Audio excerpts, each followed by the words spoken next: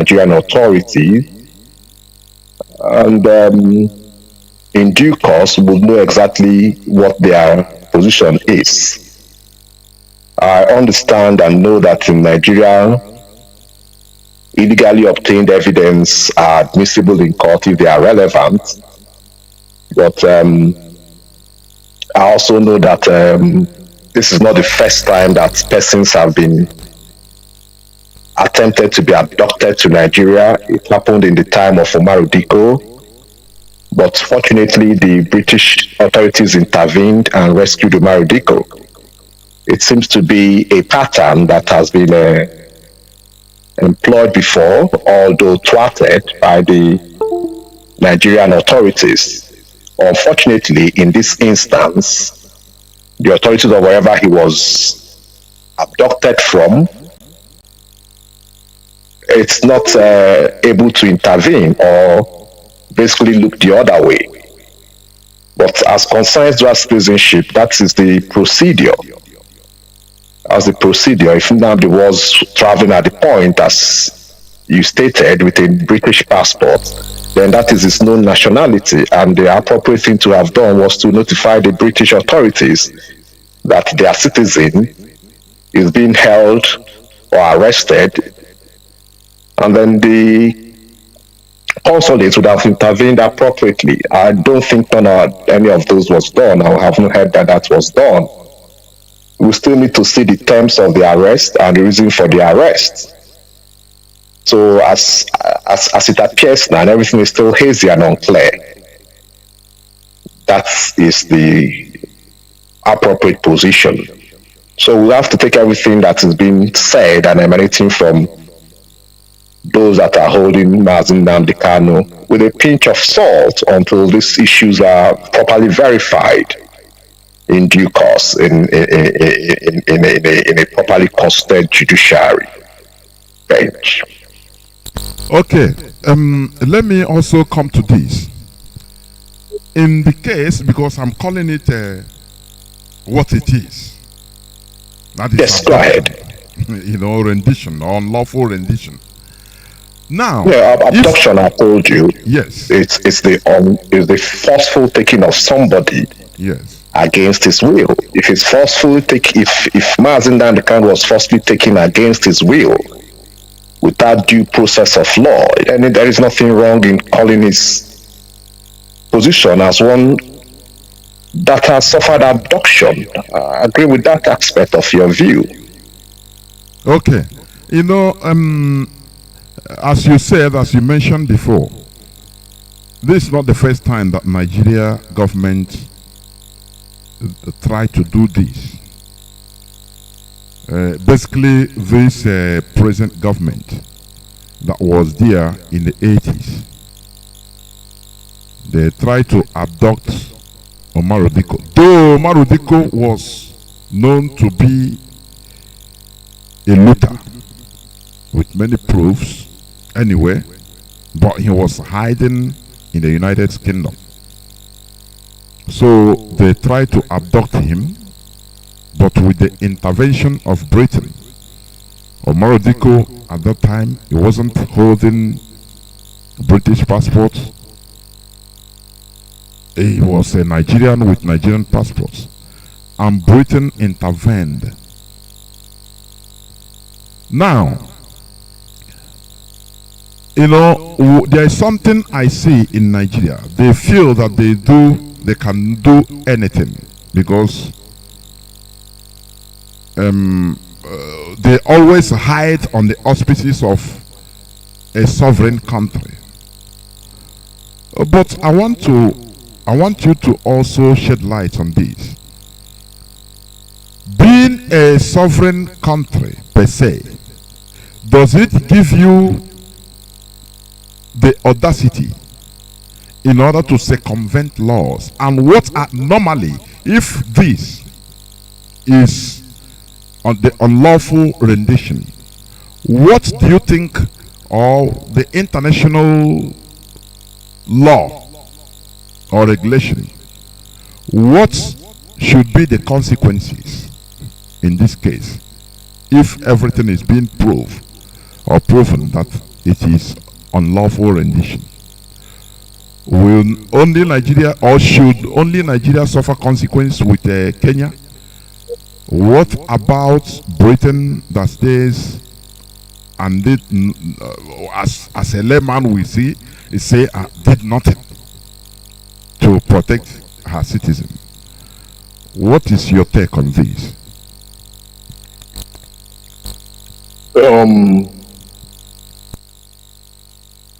The matter is slightly complex. The first thing to do is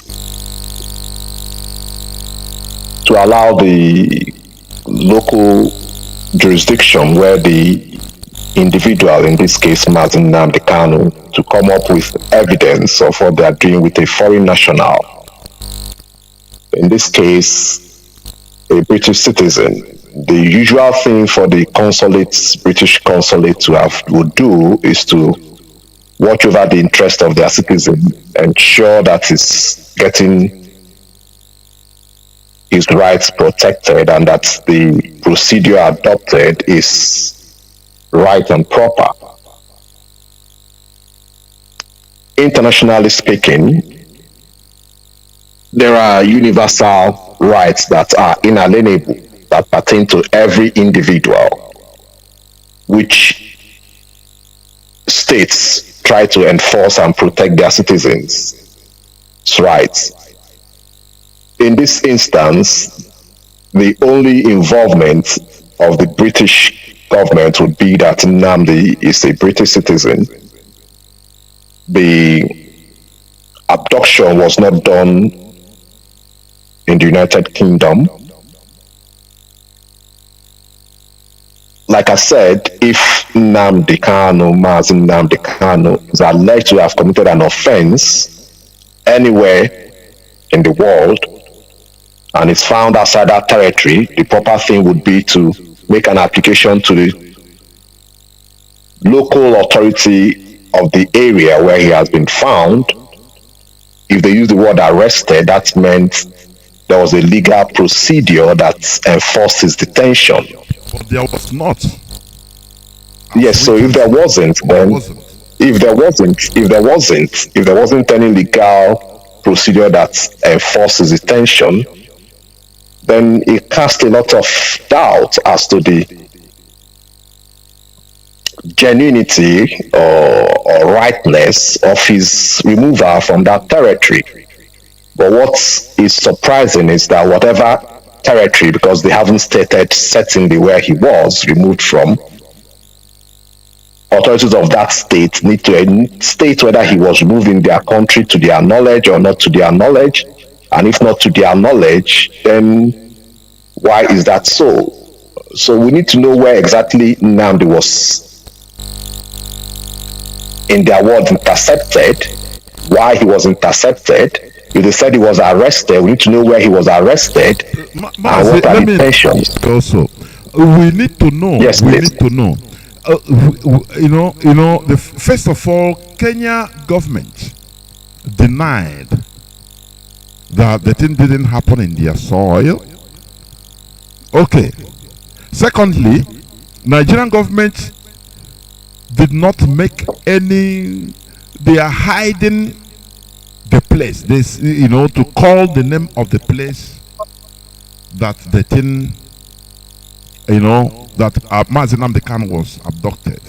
So they need to tell us, must we? So that's why I asked that question. Does it mean that maybe the person that was abducted, he didn't know where he was before he was abducted? Because he said it, he was in Kenya, and from the horse's mouth. So does it mean that his words, according to the law, his words are not credible? For example, you know where you are today. If anything happens and you say, okay, I was in this place, in this country, not even in a community, they will say, okay, maybe they might say, maybe no, you are not in that domain, you are there. But in a whole country, somebody that traveled there and now said, I was abducted from here. and narrated everything. That is why I asked that question. Does it mean that his wordings through the lawyer are not credible? The person, the victim. Why should we be waiting for what the abductor, Nigerian government, will say? Because we continue waiting for them, they might keep quiet, and because they are hiding under the auspices of a government, so they can talk anything. That is why I also ask, what normally are the consequences of this type of action? Go on, Mazi. Thank you. If Mazi Nnamdi Kanu has indicated that he was abducted from Kenya, then that is evidence, unless that evidence is examined to be found to be false by presentation of a credible counter evidence, then that is his position. And if he was abducted from Kenya, then it brings into view why he was and how he was abducted in Kenya. Obviously, I would not have expected that they would have taken Nnamdi Kanu from Kenya by foot or by road to Nigeria. He would have been flown out.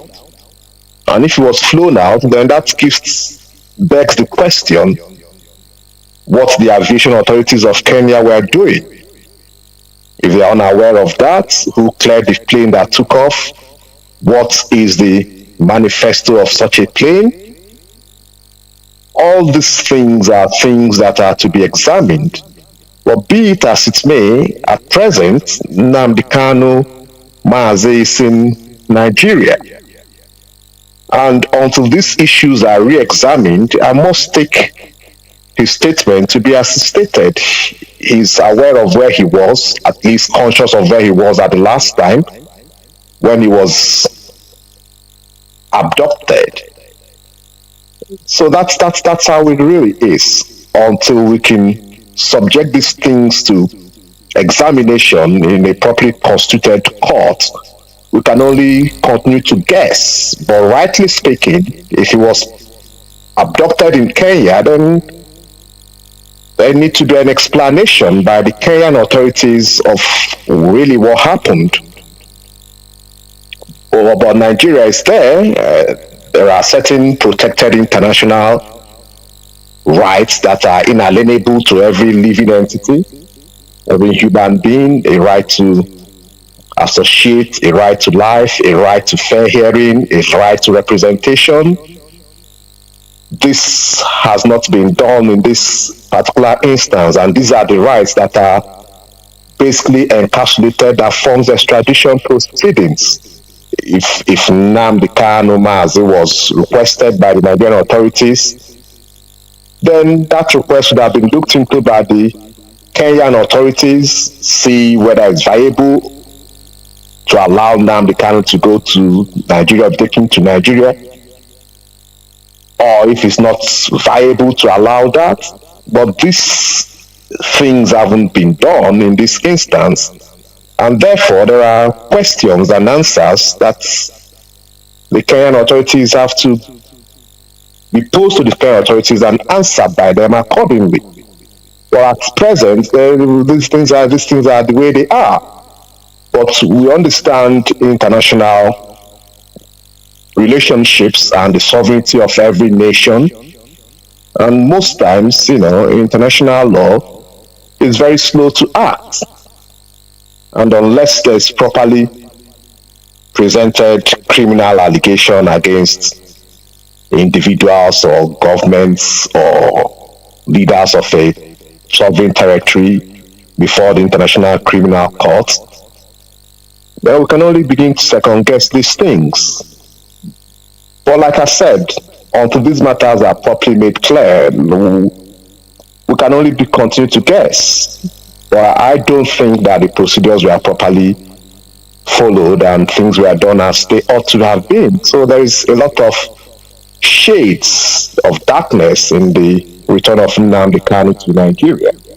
We need to wait and hear what the Nigerian government says the matter before the courts, and in due course there will be further revelations. Okay. There is another thing. As I told you, we had a press release from our attorney, Mazi Nnamdi. He said it, pump and plain, that his client, Mazi Nnamdi Kanu, stated that he was abducted from Kenya. Okay, that's where I'm basing my pronouncement. If that's the case, I'm coming.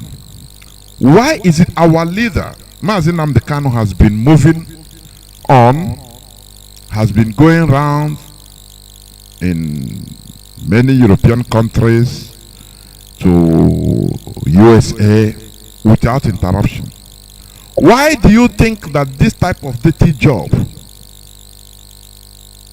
is done in an African country? Why do you think so? Why? Do you think why? Well, my personal thoughts in this matter are secondary, but nonetheless, I can appreciate a known fact of the porosity of enforcement of rules and laws and orders in a whole lot of African nations.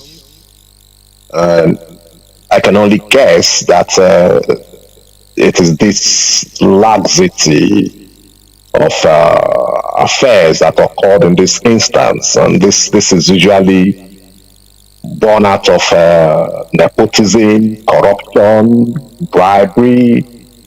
I can only guess what it could be. It could well be that the individuals in Kenya had compromised and received gifts, and they gave Trader Nnamdi away. It could well be that there is ongoing arrangement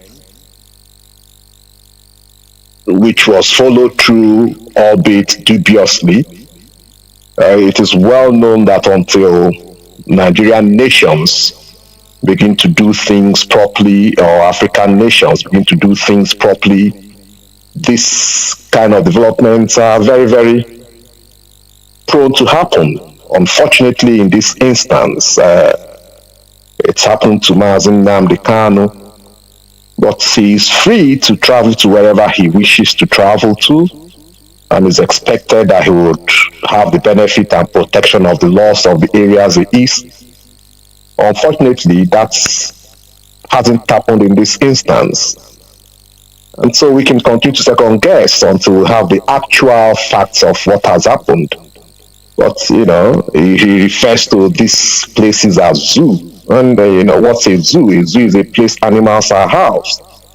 And how do animals behave? Animals are known to be very, very irrational in their behavior. They live by instincts, survival instincts. They kill one another to survive. Or perhaps somebody has been compromised and is willing to trade away Nnamdi for a given sum. But these things are they are just not unheard of. Even in Christendom, Judas Iscariot traded away Jesus Christ. I can only continue to second guess these things, but that's just a personal feeling which is irrelevant to the actual nitty-gritty of the law. So we need to still wait and hear in due course what the courts say and how Nnamdi Kanu Mazi was eventually abducted and produced in the Nigerian courts. So until then, we can continue to second guess these things. Let me ask you a direct question, Mazi, before I continue. Please do. Do you trust, honestly, as a person of law, do you trust Nigerian court system? Do you trust Nigerian court system? As a child of law, I was raised in law, and I have to have respect for law. I know there is a lot of miscarriage of justice in Nigeria. I know that there's the practicalities of Nigerian law, or generally speaking, laws grants the judge wide discretion to make decisions. But the fountain of justice sometimes could be polluted. But the crux of the matter is the higher you go on the rungs of courts or justice system, then the purer the water should be. Unfortunately, I have had instances or read instances of miscarriage of justice even to the apex level of the Nigerian judicial system. But these things are not unbeknown in other jurisdictions, but it's far in between. But the rate and rampancy with which occurs in Nigeria, I would say, is quite alarming. As there are miscarriage of justice, that's not disputed. But until the matter is properly enunciated before a judicial body, and there is examinations, cross-examinations, submissions, applications, interlocutory, if they arise, we can only continue to second guess. But we must, of course, be very alert to the possibility of miscarriage of justice. It's very, very common in that jurisdiction, I would venture to say. Okay. Let me come back. Let's go back to the second part, which you try to venture in, but I put you on hold on that way. Let us now enter into that. You know, there is always this notion, media propaganda, that Mazi Nnamdi Kanu jumped bail. He was scheduled to be in the court. First of all, they granted him bail on very stringent conditions in order to hold him hostage. But they felt that, he couldn't respect, the conditions of his bail. Okay. And he was scheduled to go to court. But before that date, because he has made it open that he's going to court, he's even happy to go to the Nigerian court, and he's going there with millions of Biafrans. And I think a few months before that court date, Nigerian military, they came illegally to just assassinate him. In that process, they killed many people in his house. It's just he escaped by miracle. It was on video. But when the story is being talked about, or when you hear the Nigerian media talking about it, they omit that fact, or that the story of the Nigerian military invading Mazi Nnamdi Kanu's house, which is evident. They always say he jumped bail. He jumped bail. And the Nigerian military was taken to court. The Nigerian government, to explain why the Nigerian military, what were they doing in Mazi Nnamdi Kanu's house before his court date, which they should have waited. If he maybe went against the conditions of his bail, they should have waited on the court date to take him back in. But they didn't do that. They sent the military just to kill him. But while speaking about it, they omit all these very important facts. What are you going to say in this issue? Over to you, Mazi. Thank you. That's another or a clear indication of abuse of process. It is notoriously known that Nnamdi Kanu Mazi's house or family home was raided by the military, and it's notoriously known as well that a lot of casualties and lives were lost. It is also notoriously known that Mazi Nnamdi Kanu, by some mysterious device, managed to escape being assassinated during that raid. I think it's called the Python dance, if I recall very well. That is a clear indication of an abuse of process. The appropriate thing to have done, because you mentioned that the bail conditions were stringent, if it's found that the bail conditions were not being met, what the prosecution could have done in that case was to apply to revoke bail. On the one hand, if the bail conditions were too stringent, the defense as well could have applied to vary the bail condition. But there didn't appear to have been any of this done. And then the next thing we had was an invasion where a whole lot of lives, casualties, and properties were lost and damaged. The issue is clearly an abuse of process, and when this matter comes back into court, then those conditions will be looked into and the circumstances would be examined. But genuinely and rightly speaking, it would be unfair for a man whose life is threatened in that fashion to be expected to remain in that jurisdiction. He would be, of course, entitled to seek political protection or asylum on humanitarian grounds in a different jurisdiction. And if that's were presented, would have been granted asylum in a different jurisdiction. In this instance, it's very clear that there was an abuse of process.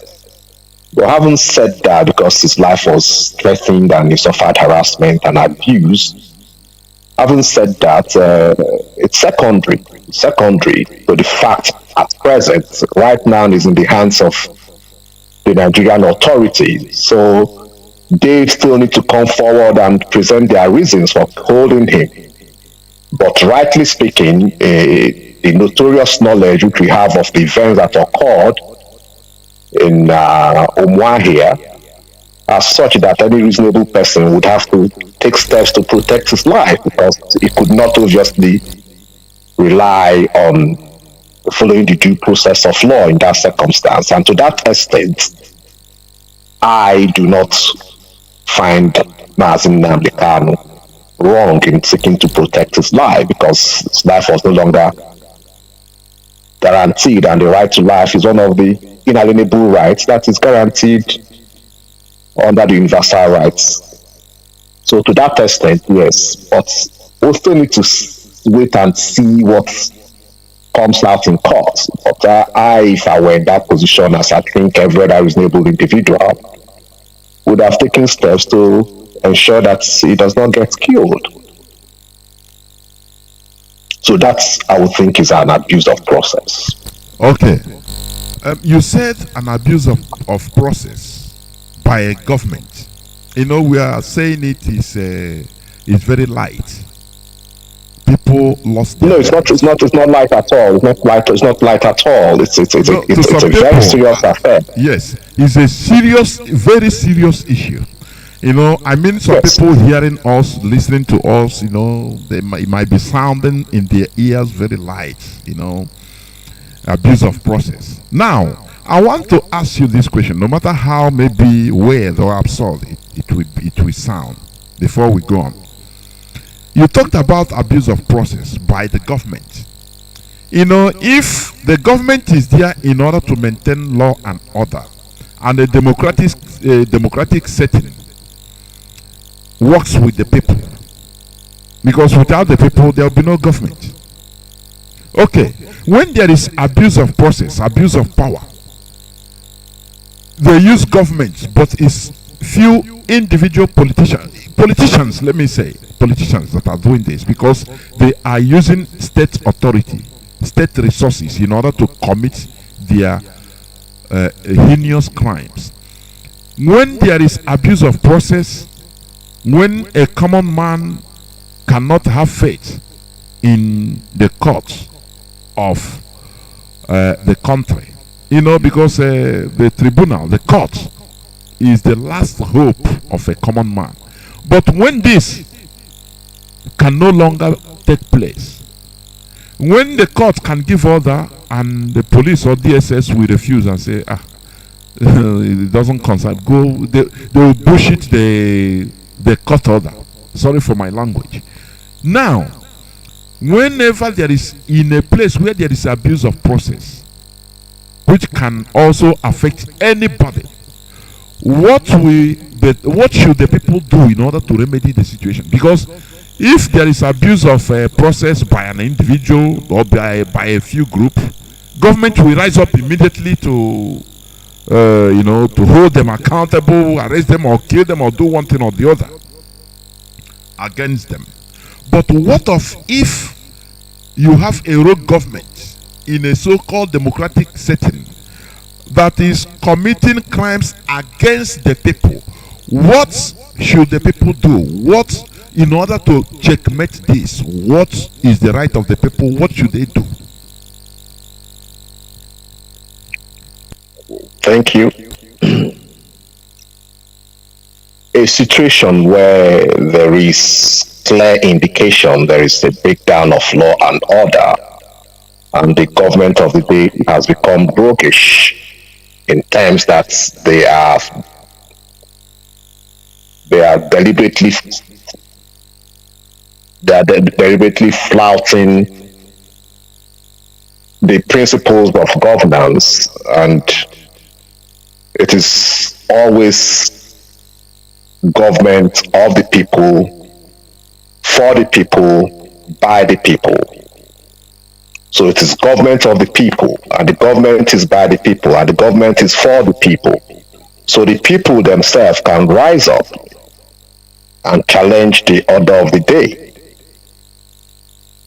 We have seen such rising up time and time again to correct an abuse. But unfortunately in Nigeria, we haven't been courageous enough to rise up against any such abuse. So these abuse have endured for generations. And I understand that there is an indication that the entire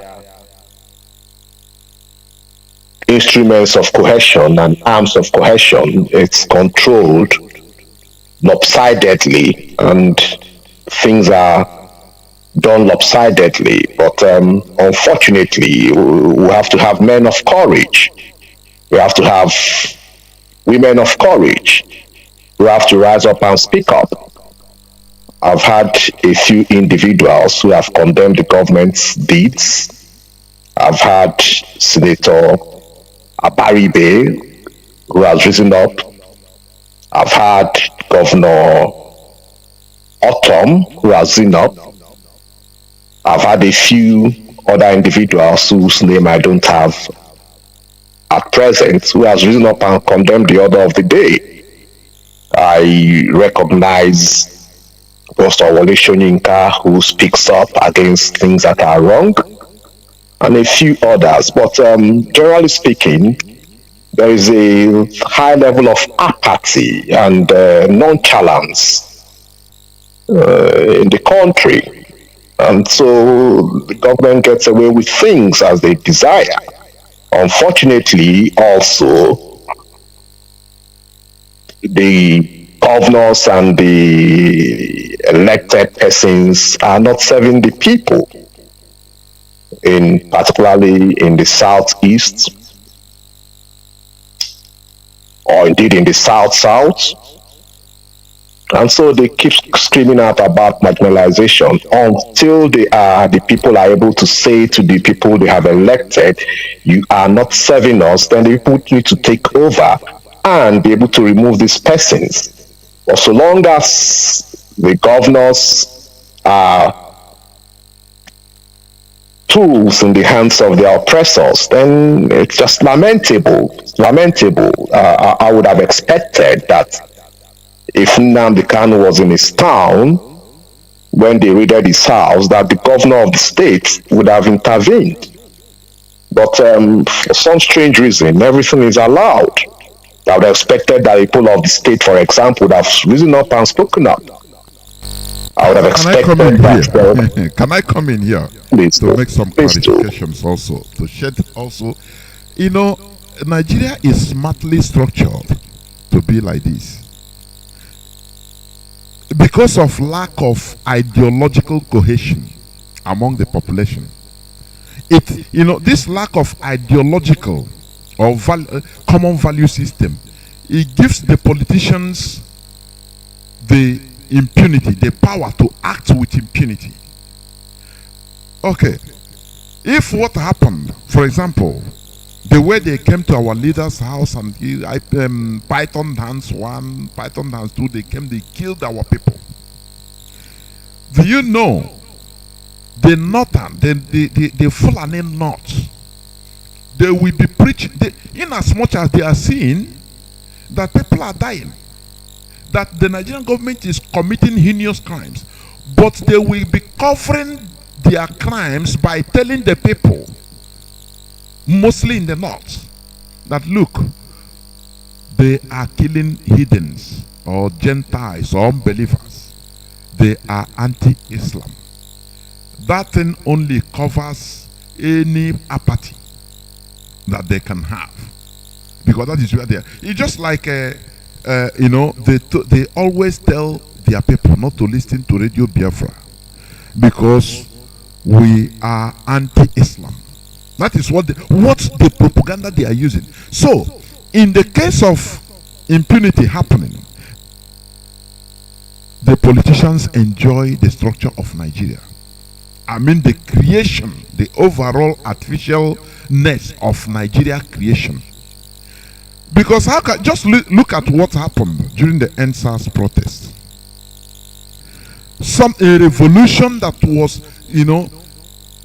good for every citizen, both the police, the military.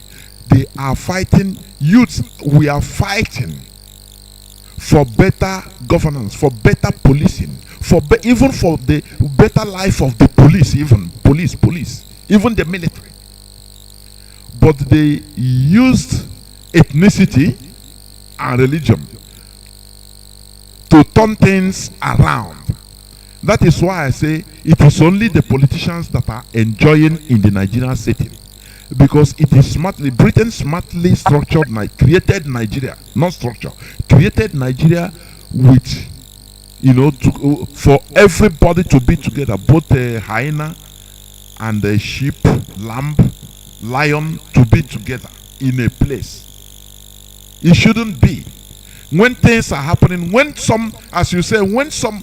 state, for example, if people from Abia State or Biafrans rise up to protest the injustice happening to us, others they will bring up people from Kano and everywhere, and they rise up. They say no, they support the Nigerian government. It happened during NSAS, whereas the Southerners are fighting, protesting against police brutality. They call North. I'm not talking about the Middle Belt. No, they are not part of the North. They call North. They sponsor people. They bring them out in support of the police brutality. So how can a place like this function logically? How can it function? That is the big question. How can it function? Once you rise up for one thing or the other to protest against injustice, Nigeria, they don't see people. They don't see people as because nobody is a Nigerian. Honestly, it is only we Southerners and mostly Biafrans that are struggling to Nigerianize.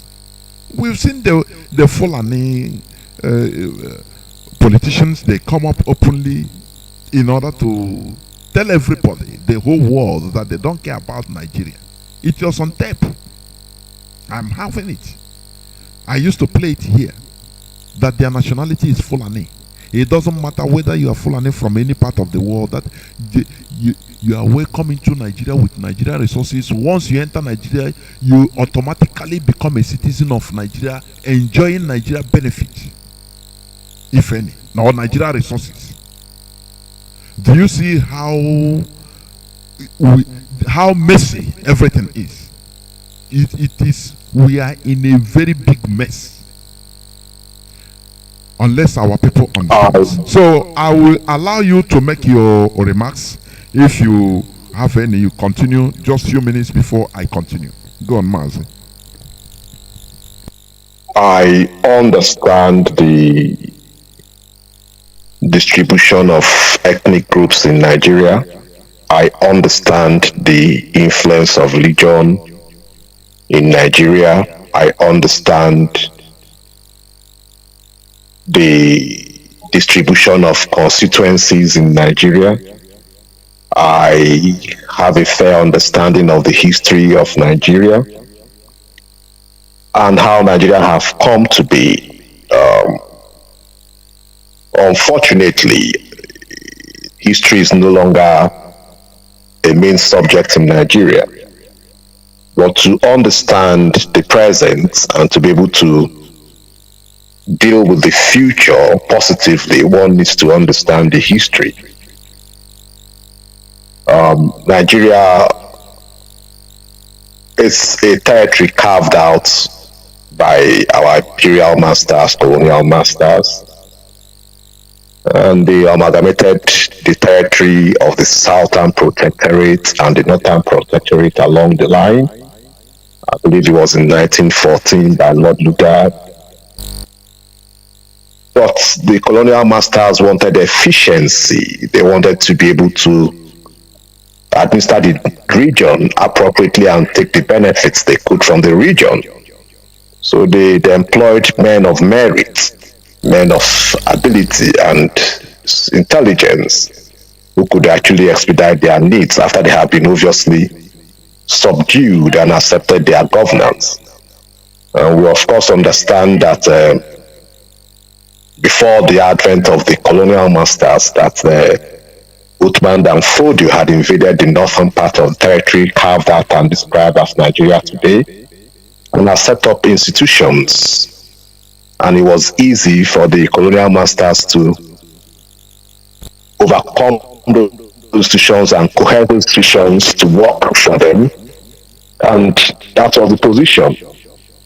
And then obviously Nigeria evolved. And then of course they wanted their interests protected. Having given birth to a child, you watch your child grow and you want your child to be able to produce and reap the benefit of that child's adolescence and adult life. So at the time they were living in Nigeria, Nigeria was considerably restructured. At that point, we could hear people making statements that it had to be the northern man first, and if they can't find a northerner, you have to employ an expatriate, and a whole lot of ethnical sentiments against others were expressed. And of course, the delay of Nigeria's independence from 1957 to 1960, and ultimately the coup and the Nigerian Biafran War, as it then was, where Ojukwu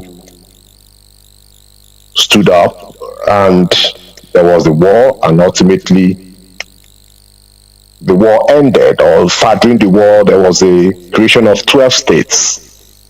That was the beginning of the segregation. The unity of the regions were broken. Then, of course, there was a compromise of certain areas, and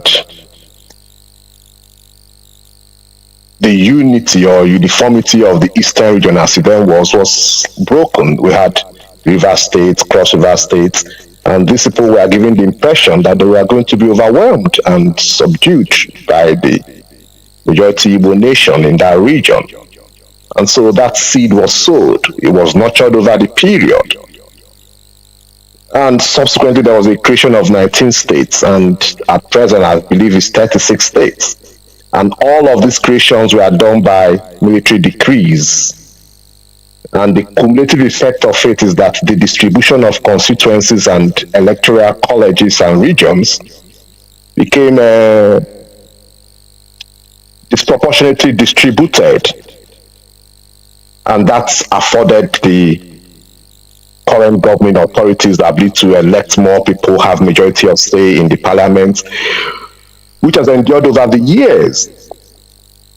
And of course, over the years, at the end of the war, there was a pronouncement of no victor, no vanquish, but there was no reintegration of the people.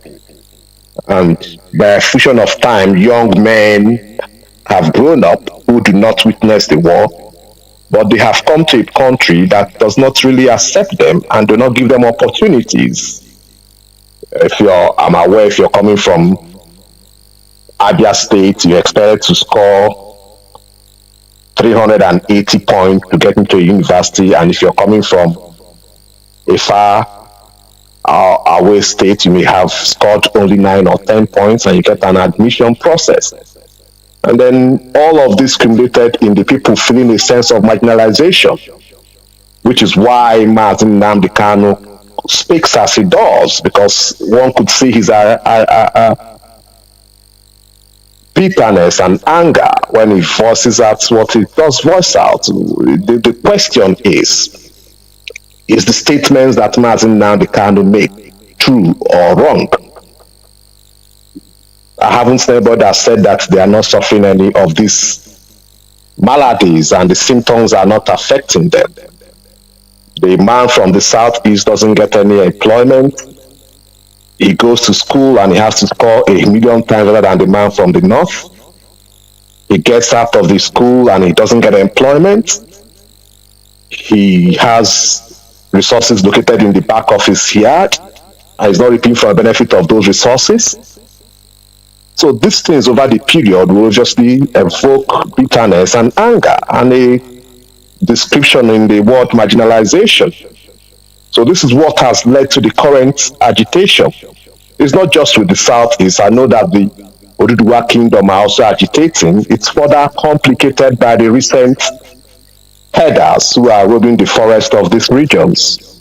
And like you pointed out, wherever you come from and you enter Nigeria, you're given nationality. So it basically speaks for itself that there is an abuse of process. The government of the day is not doing rightly. Indeed, the government of the day appears to be compromised and only seeking after their own clannish interest. It's known very clearly for people, for the interest of listeners. This is Mazi Godwin Aburi Ijomanta Esquire. You are hearing his voice. Today we are dissecting the lies of the enemy. We want people to understand things as against what the Nigerian media is carrying. Because here we dish out, we want you enlightenment. We dish out enlightenment.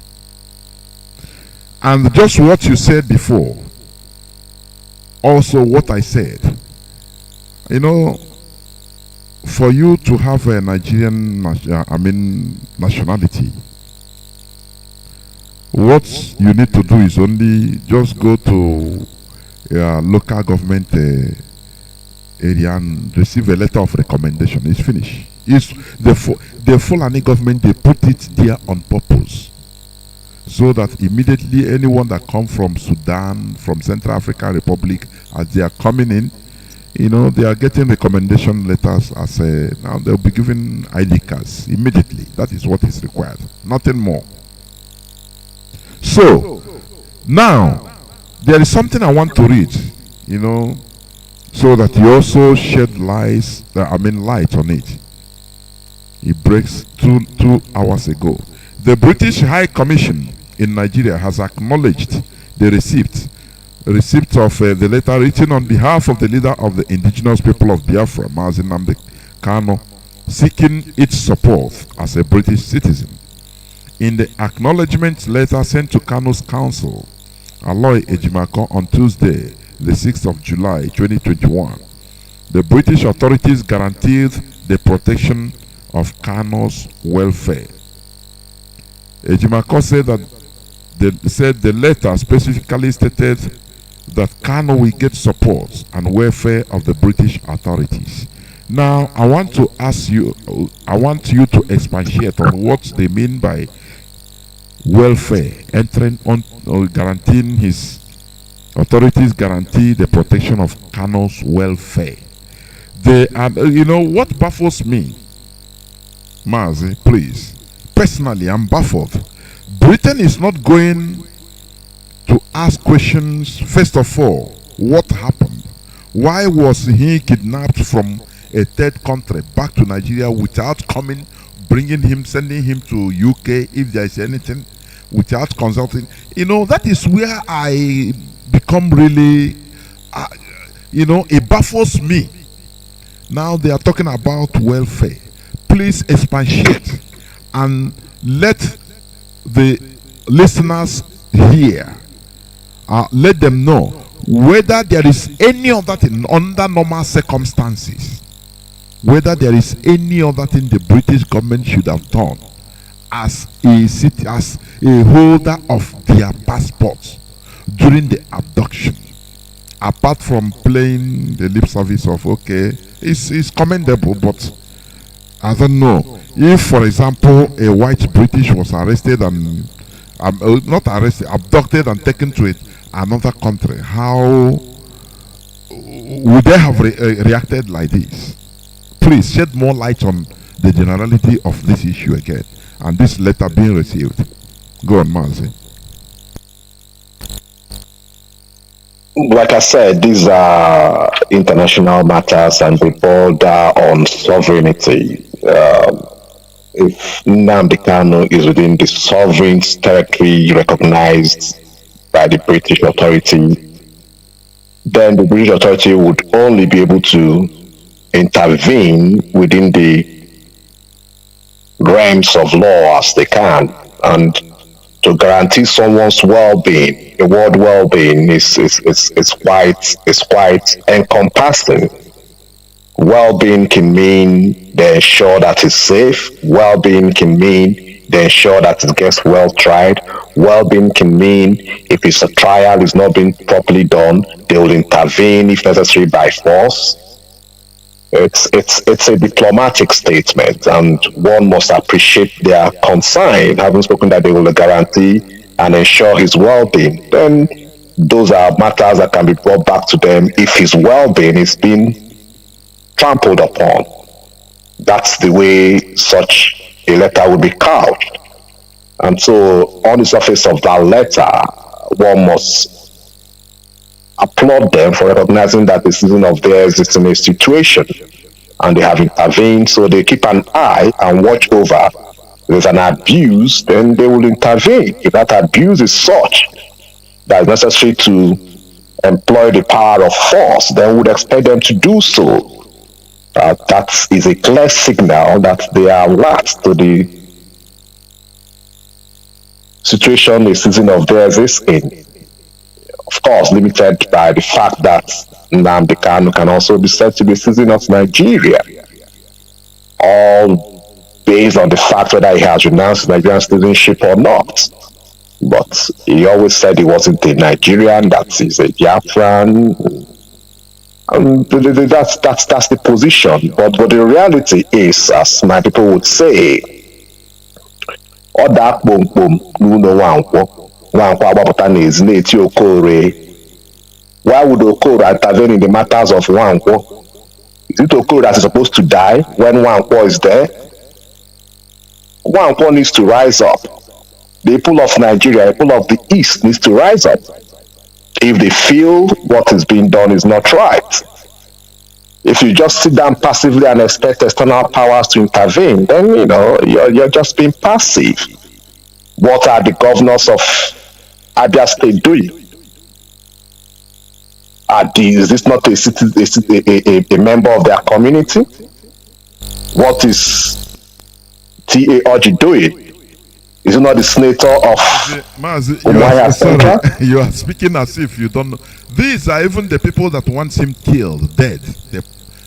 Well, if that is the position, then those that elected these people into the place, do they want him killed? If they don't want him killed, then they should take precautions and ensure that both these persons are not serving them, and take precautions and actions that will remedy the position. You can't just sit back and begin to give excuses. The people that elected T.A. Ikbazo and the like should rise up. They should rise up. There is no situation in where there is a difficult situation that difficult decisions are not made. That's the reality. So I don't understand why it's always a question of external powers that we are looking at, when that which we are seeking is within our reach. If these people are not doing what they should do, they should be brought to book. They should be spoken to. If need be, the elder should approach them and discipline them accordingly. However you want to stretch the word discipline is a matter for you. But the reality is that it's just a shame, really. It's a shame. Nobody's speaking up. Mazi, unless, of course, all of them are stooges of the situation, or the authorities as they are. This is the democracies where people have a right to express themselves, have a right to demonstrate, persuade people. You don't come to demonstrate and you pick up guns and shoot young boys and girls, and everybody sits back and lets it quell. It's unacceptable, and it must be called out for what it is. And until the people in the place are able to call it out and face the consequences, then that's going to continue. I don't believe in all this invincibility of the few people that are cited now and then. I believe the population of the Southeast people is quite substantial. I believe the population of the Southwest people is quite substantial. I believe that the leaders of the country in general are not up to 1 million people, those that are holding political positions. If the nation rise up against 1 billion, they would sit up. When it's the Chinese people demonstrated, the armored tank driver stopped his car and stepped out and joined the demonstration. But the man was willing to lay down his life. You made. Let me come in before you continue. You know, the Chinaman Square example you gave, the driver or the military man in the armored vehicle, he was blocked by a citizen without arms, and he stopped. Do you know that in Nigeria, if you watch that video, it happened in the 80s, I think 89. Anywhere, if the armored vehicle wants to turn right, the guy will turn right to block it. Anywhere he wants to go, he will go and block it there. But do you know that if it's in Nigeria, that armor, you don't dare it. That armor tank will run over you and nothing will happen. That is the problem in Nigeria. You know, as I told you, as I said before, the main issue why there is impunity is because of joining people with different ideologies. They brainwash these people this side, they brainwash the other people this side, so that when you have a genuine cause to rise up, now the other people will not different ideologies. They brainwash these people this side, they brainwash the other people this side, so that when you have a genuine cause to rise up, Now the other people will not, or your ethnic background, and there ends everything you want to do. That is why Nigeria is evil. I'm telling you before God and it's evil. I note all that you have said, but I don't believe that there can be no collaboration. There can be collaboration. The issue that occurred in the Tiananmen Square about 30 years ago, it's an indication of that. There are casualties, apart from the fellow who stood in front of the armored tank and eventually the driver came down and the revolution or the issue was resolved positively. The issue is that men ought to be men. We had men who rose up and opposed the colonial masters as they deemed it. There were casualties. We had the man who rose up in defense of Ironsi. I think it's Fajui. There were casualties. The only reason why there's an agitation today for Biafra is simply because Ojukwu rose up and called that situation for what it was. We cannot resign and say that there is no remedy, because that's what you're suggesting. So there are. Because the remedy I see in it is balkanizing Nigeria. Pure and simple, honestly speaking. Because there is no way. The remedy would be, as is being called out, the ills of Nigeria, resist the ills of Nigeria. If need be, the people cannot coexist. Then let the people walk their different ways. I see the agitation coming from the southwest. I see the agitation coming from the southeast. I will see the agitation coming from the north. Everybody is asking they want to be by themselves. So what needs to be done is to collaborate with these individuals who want to be by themselves. And that is what is going on. Mazi, let me also say this. Let me bring to your notice. And then if the Nigerian government wants to actually have a country called Nigeria, then they need to redirect and reorder their activities and intentions. Mazi, let me because if everybody in Nigeria was living well, this would not have a reason. Yes. Yes, I'm all ears. Go ahead. Before you go on, can you imagine a governor, a serving governor of Kaduna State, El Rufai, likening the kidnapping of children, school children, by so-called bandits, because all these things are done by the Fulani terrorists. Now, he said those people, they are businessmen. They shouldn't be treated like Mazi Nnamdi Kanu. Do you remember when the Minister of Information, he's on records, is not spoken or written by us, is carried on the news. Lai Mohammed, they asked him, why can't you bomb all these places?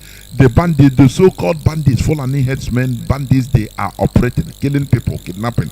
He said no, because of they don't want to destroy the flora and fauna, the forests, because of ecology. Listen.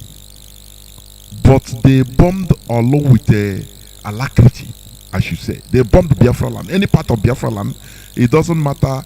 The forest it doesn't matter. Even a serving governor of Imo State was boasting that he will bomb again. He will bomb everywhere. So now, with all these things, El Rufai said that look, they always protect their own. A politician calling killers and kidnappers terrorists, saying that they are doing, it's just they are doing business. They kidnap and you pay ransom and they leave your children. You know, he's defending them. How do you think that with all this, whereas anything that happens in ordinary, self-determination with flag. They see it as a call for war. What do you think if there is this type of abduction of school children in our land? What do you think? All hell would have broken loose.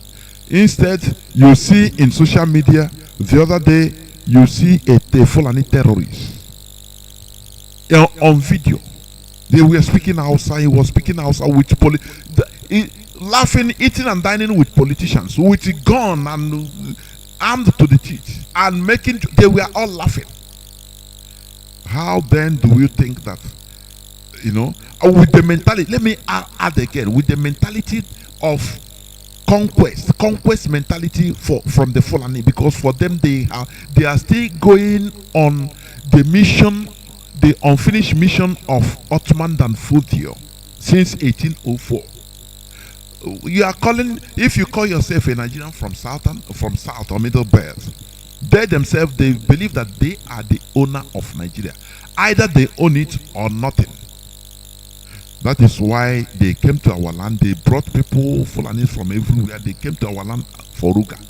They were killing us, raping our children. Our governors, they can't do nothing. The people you are trying to put into, let them do something. They were powerless. I have my sister, my elder sister. Every time he complains to me, the Fulani, they are destroying their farm. They will farm, and Fulani, they are destroying everything with their cows. And if they meet the traditional ruler, he said them, nah, this matter pass me. He cannot talk to police because it is a no-go area. They even turn and arrest you. How then what are we still waiting for looking? This is the reason why our leader, brought up this ESN, Eastern Security Network. And you still, all hell broke loose. Where are we going? Are we going to continue running? If we rise up to protest peacefully with placards, they kill us, and nobody talks. Nobody acts. Not only talking, but acting against evil. Nigerians support evil. Mazi, please, over to you. It comes down to the same thing I was pointing out. When you look at the population distribution of Nigeria, there are about 5 or 6 million Fulani people in Nigeria. There are white multitude of hundreds of millions of Yoruba people in Nigeria. There are a multitude of hundreds of people of the southeastern region in Nigeria. And obviously, you have pointed out that the Fulani man does not have territorial boundaries. So wherever you are as a Fulani man, you are a brethren. That is good for them. I don't have anything against that. I also think that wherever you are as a Yoruba man, to another Yoruba man, you're a brethren. I should think the same applies to the Igbo man and the Eastern man in Nigeria. Wherever you are as an Igbo man, you're a brethren. And so if the Igbo man cannot see that he's a brethren to the next Igbo man and collaborate with him to protect his brethren, then really the problem is not with the Fulani man. The problem truly is with the Igbo man or the Southeastern man. So the Southeastern man needs to call himself to a meeting and resolve their conflict. And if amongst them there are moles, then they should weed those moles. That's the first step you need to take. And then if you present yourself as a block with a voice, then obviously you'll be listened to. Because from all you're indicating to me, the Fulani man is presented himself as a block. He looks after his brethren. So why can't you, the Southeastern man, present yourself as a block and look after your brethren? What they need to do is call a house meeting, clean out their home, ensure that their manifestations are uniform and that their presentations are uniform. Unless you tidy your home, you're going to be sleeping in a cobweb of death. So it's up to the Southeastern man or the Igbo man or whatever you are, you need to collaborate and clean your home. If you cannot clean your home and you're expecting someone else to come in and clean your home, then you're just a dreamer.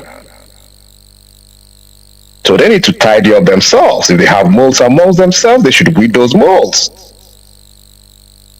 Then we can be taken seriously. There's no point staying up 24 hours and lamenting. Nobody gives you power. You need to tidy up yourself and be strong enough to wrestle and take over power if you have to. Otherwise, you remain complacent and cry from generation to generation. You need to arise and tidy up your home. And that's the point. Mazi, IPOB is here. That is what we are doing in order to tidy up our home. You need to do that. You don't need to tidy up your home by constantly blaming your neighbor for having a clean home.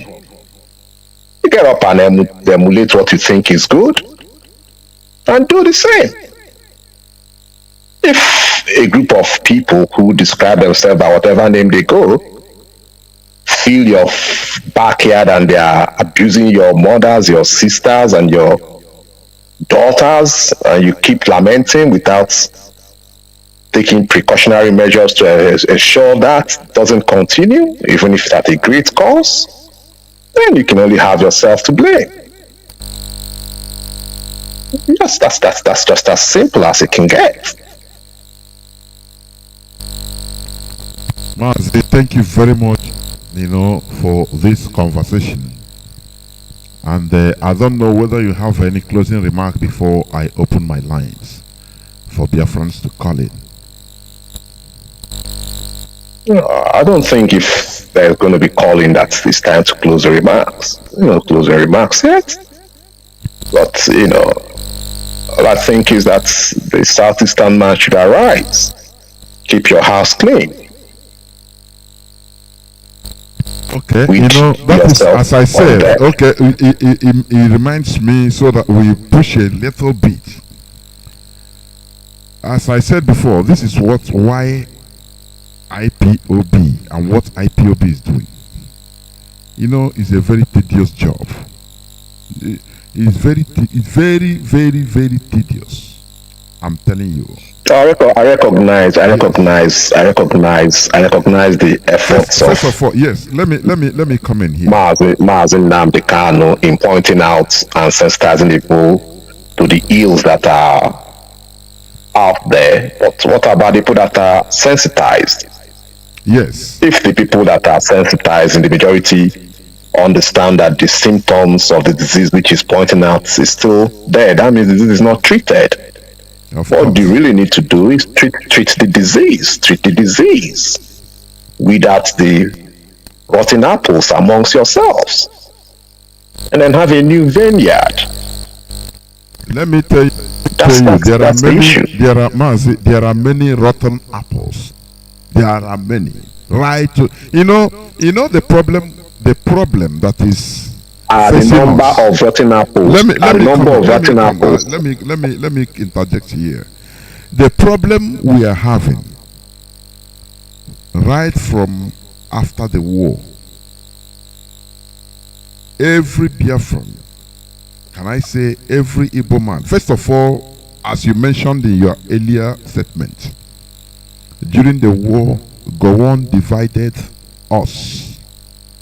And our people are conscious of, I can say clannish in nature. Once we are in one region, all of a sudden they start calling that region, they create states. All of a sudden you see people start answering the name of the states. They give preference, or they give preference. Even they are still giving preference to the name, the created name they are being called, than their real identity. Is a call for concern. That is something sometimes I think deeply about, because it is not only us that where states were created also. In the north states were created. After all, the Fulani, they don't even recognize the country boundary. They don't take it as something that we, differentiates them from their own kids and kin. That is something that I used to respect them. They defy even European imposed African boundaries, and they make sure that they are still the same. But in our own, look at Ebema from Imo State. They put some parts in rivers. Now, for them, there are no more Igbo people. You ask, who are you? They say, we are rivers. It's a call for concern. That is why we are talking here day and night to restore our people, restore back the thinking faculty, the common sense of our people. We have Kaduna State, we have Gobe, Jigawa, all these states. You never hear a Fulani man come and say, you ask him, where do you come from? I say, no, I'm a Jigawa Fulani. No. It's only in our land. Although this is a groundwork they did.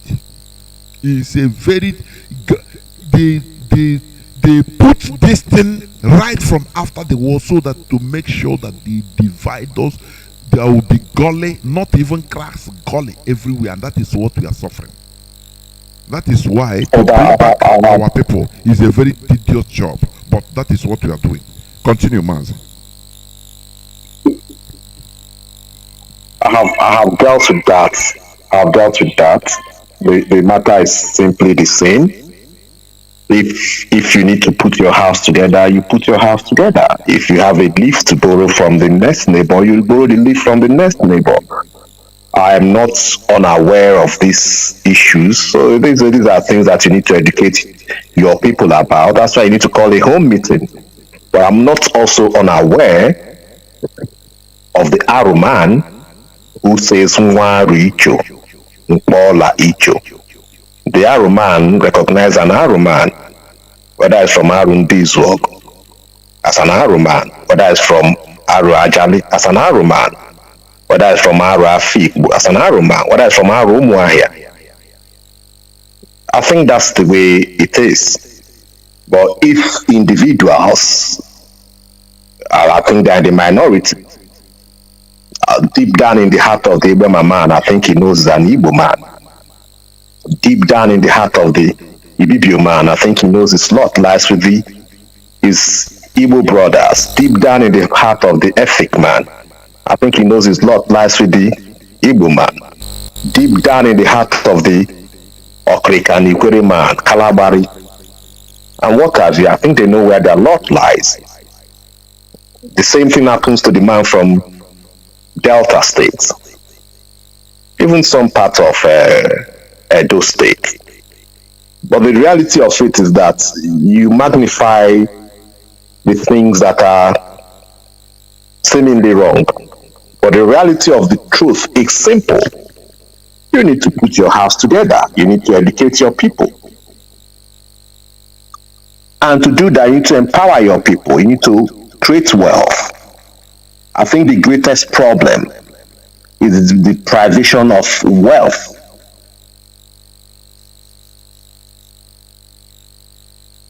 Therefore, you find persons that ought not to go up cap in hand, begging for crumbs. And when they get crumbs, they are mandated to suppress their persons. So you need to take your destiny into your hand. You need to empower yourself. You need to create wealth. I know that if you're coming from the southeast, you're required to score maybe 300 points to get into university. And if you're coming from the north, you're required to score perhaps 10 points to get into the university. This is a means of empowering themselves. So you need to create more schools, get your people to come to school, empower them, educate them. You need to put pressure to open up your seaports. You're all collected in Lagos because that's where the seaport is. you're all collected in Abuja and the north because that's where Julius Berger is and construction is. You need to begin to develop yourself. You need to begin to weed your house of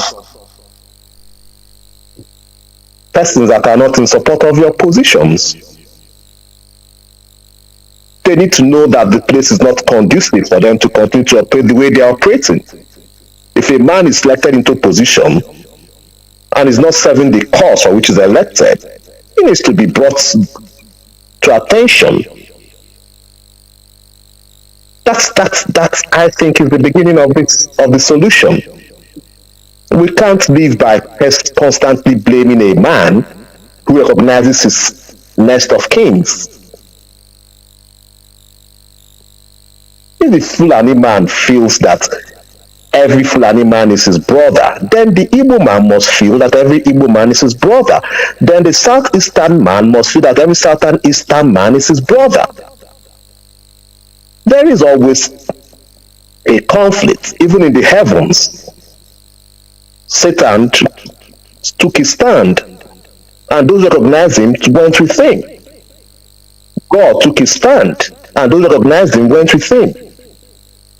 You need to take a stand. God can't sit back and be saying Satan is taking over his throne. You rise up to the challenge. That is the course that you need to employ. I respect Nnamdi for pointing out these abnormalities. I understand the criticisms that he has gotten. People are not comfortable with manner of delivery. But nobody has said that the substance of his delivery is wrong. And I don't see how form can defeat substance. If you agree with the substance of his delivery and you have a better way to deliver it, why don't you teach or join and deliver it in a better way?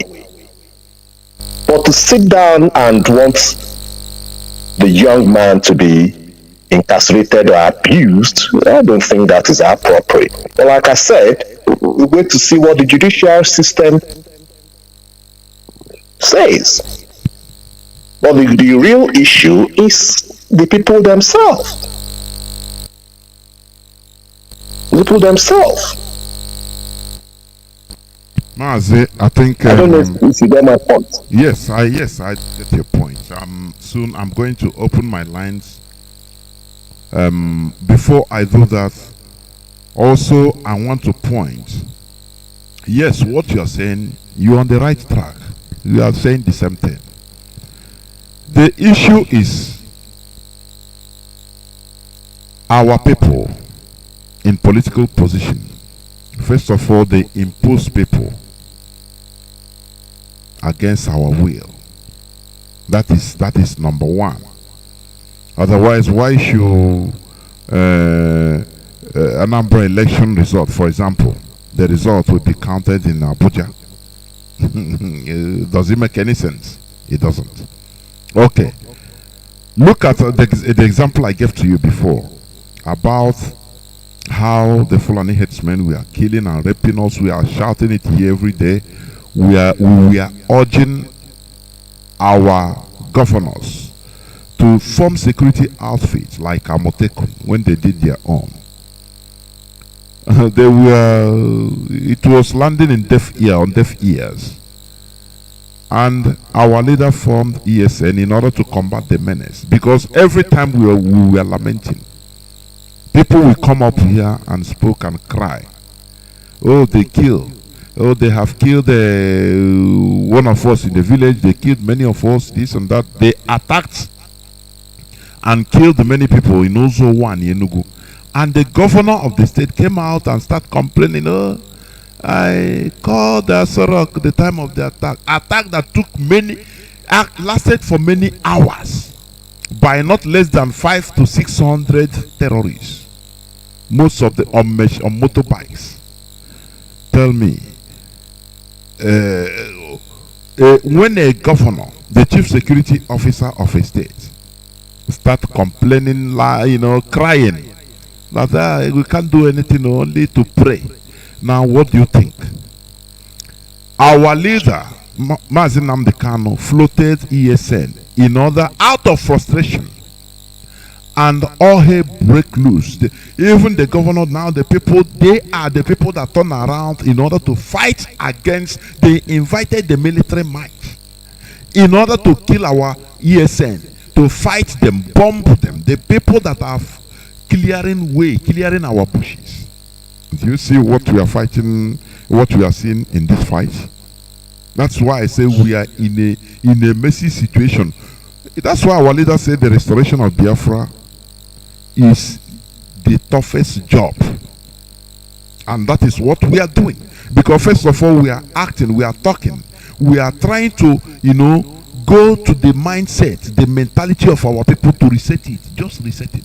The way people reason, we reset it, so that, as you say, people should act. Now people can see the reason for acting, so that while acting, people will not be able to be bought with money, with 1,000 naira or 1 cup of rice. Now people will have dignity. People can be, somebody could be hungry and you give him 1 bag of rice and he will say no, just to buy him, and he will say no. Though I'm hungry, but I'm not going to take this thing. That is dignity. You understand? Because they bust out into a situation, very difficult situation. Mazi, go on before I open my line. The point is a reiteration of what I have said before. It's a matter of you tidying up your home. If your governors are not doing what they should do, then you need to call them to book. You need to call them out. You need to take disciplinary measures. You need to do that. If you elected them in, or if they are forced upon you, you must resist the force upon you. If you elected them in, then you must bring them to book. If you have moles amongst you, then you need to weed it away. If you have your garden and there are weeds in it, you need to clear the weed. Nobody's going to come and clear your garden for you. And I've pointed out the issue of people going up with cap in hand, begging for crumbs. It's simply a question of not understanding your inheritance. So those who appreciate their inheritance should call these people to book. I'm certain it's not impossible to do. Of course, that is what we are You doing. must. The issue of anybody in a position of power having been elected into place not doing what he should do, that means that person needs to be brought to a meeting. That's just as simple as it can be. And I'm sure with such meetings, where there'll be proper education and understanding of what needs to be done. Why would your northern brethren be able to call his brothers and they listen to him, and you're not able to call your brothers and he listens to you? It simply means you're not taking appropriate measures and not using appropriate words. Thank you, It's Mazi. time you take yourself up.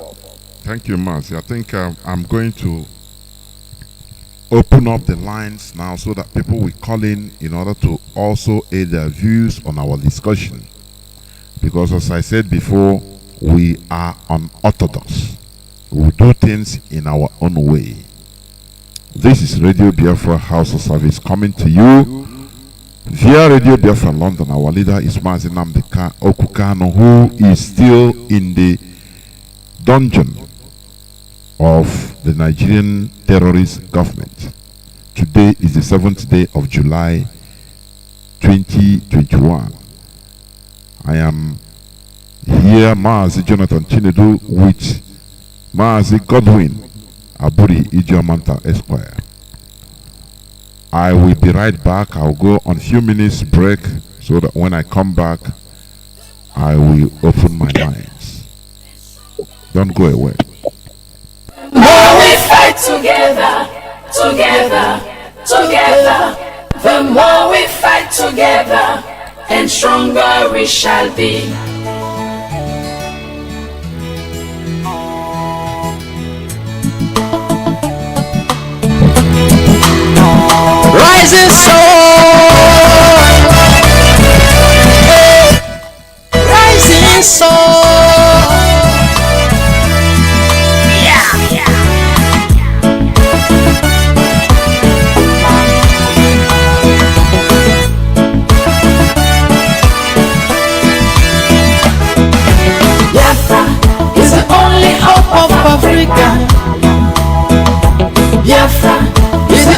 hope of Africa.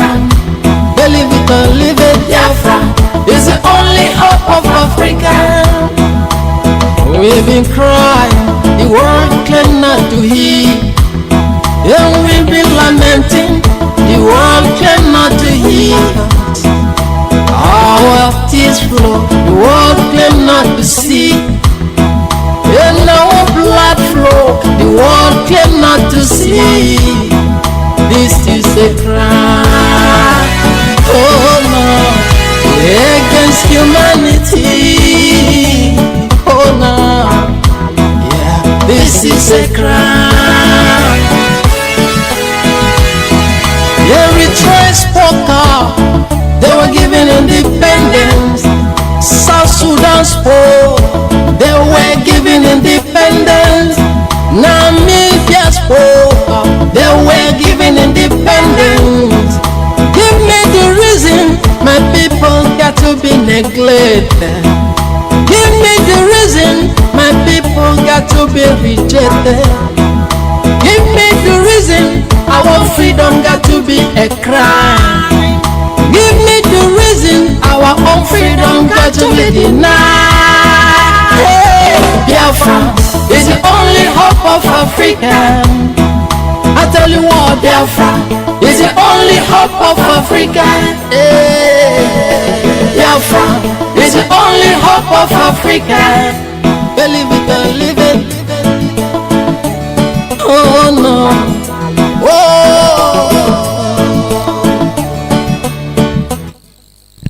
Welcome back. This is Radio Biafra HAUSA-SERVICE coming to you through Radio Biafra London. Our lines are now. You can call us on this direct line +1 213 328 6224. I repeat, +1 213 328 6224. Our WhatsApp line is +61 405 142 547. Also on Signal. That line is Signal. You can also call on Signal. Is good.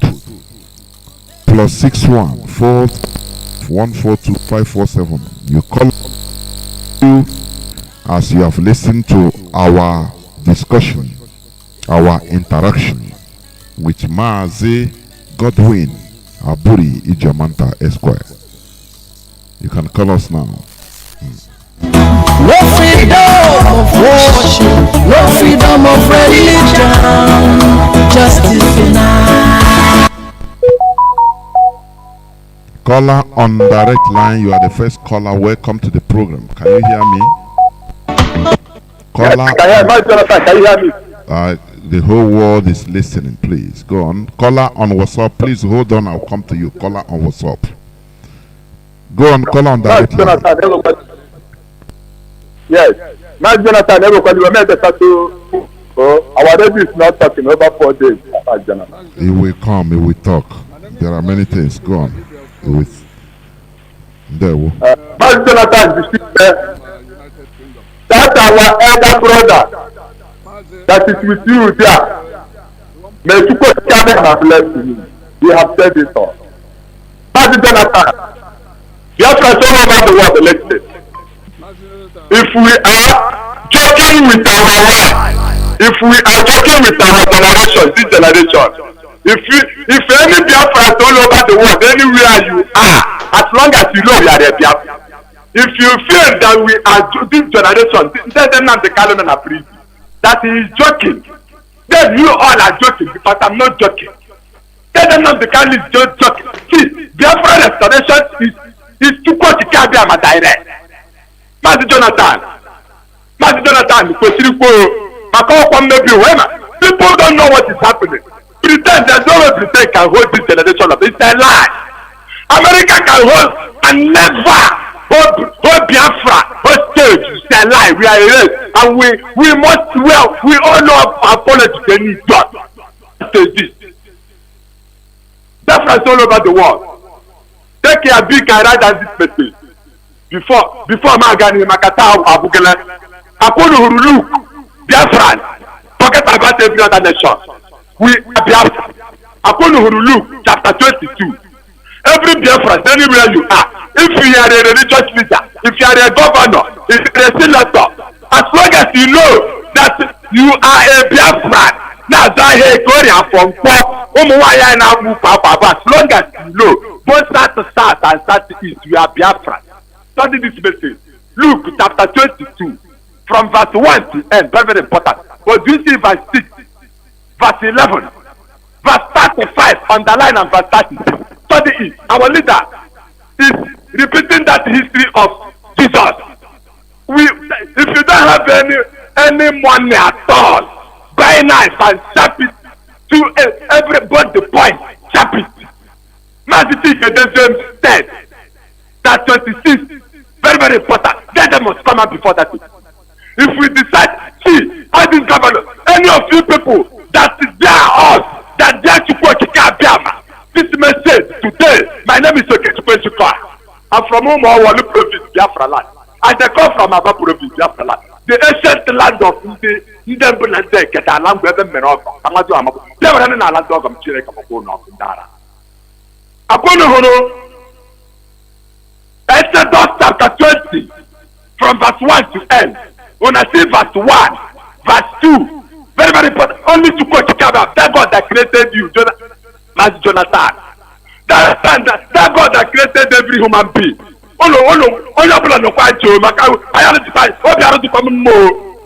According to verse 2, verse 23 and verse 24. Check it now. I want to Jesus to get a low one. I want to Mohammed to get a low one. All to go to Kabab, Yakona and Gas, Mazi Johnathan. Mazi Johnathan. I can't come to catch Koniko. Fulani. We do. Fulani, we are coming. We are coming. Yeah, you see Joshua chapter 3, from verse 1 to end. When I see verse 7 and verse 10, we are advancing. If you know you are a Biafran soldier in America, you are a Biafran soldier, any force where you be all over the world, get prepared to restore your fatherland. Joe Biden cannot do anything. Pretend if you mess up, we throw up when I see 1 Samuel chapter 15. Okay, my Johnathan, come out there. Upon 1 Samuel chapter 15 from verse 1 to end. When I see verse 22, verse 23 and verse 29, very, very important. Obedience is better than sacrifice. Mazi Nnamdi, then I consulted in the prison. Thank you. Where you see Mazi Nnamdi Mezukobi, Makadete saw as whiter than white and whiter than snow. Makama never get a double. Akono, you don't put that. Also to go to Kabama Pola, opening for a castle, you to Caro, Madobli Kerek, and Loa. After some guy goes at the ticket after 3. For me, I said, 8 and 9. Mazi, round up. Thank you very much. Like, no, now for, yeah. Oh, hey, Biafra. Please, our people should be. Once I say it's okay, round up, you do it, please. Stop making me to shout, please. Caller on WhatsApp, welcome to the program. Because many people are calling. Caller on WhatsApp, can you hear me? I'm on. I think I'm on. No, I mean caller on WhatsApp. There is on WhatsApp, and there is caller on the Signal. I'm talking about WhatsApp first before coming to Signal. Signal, hold on.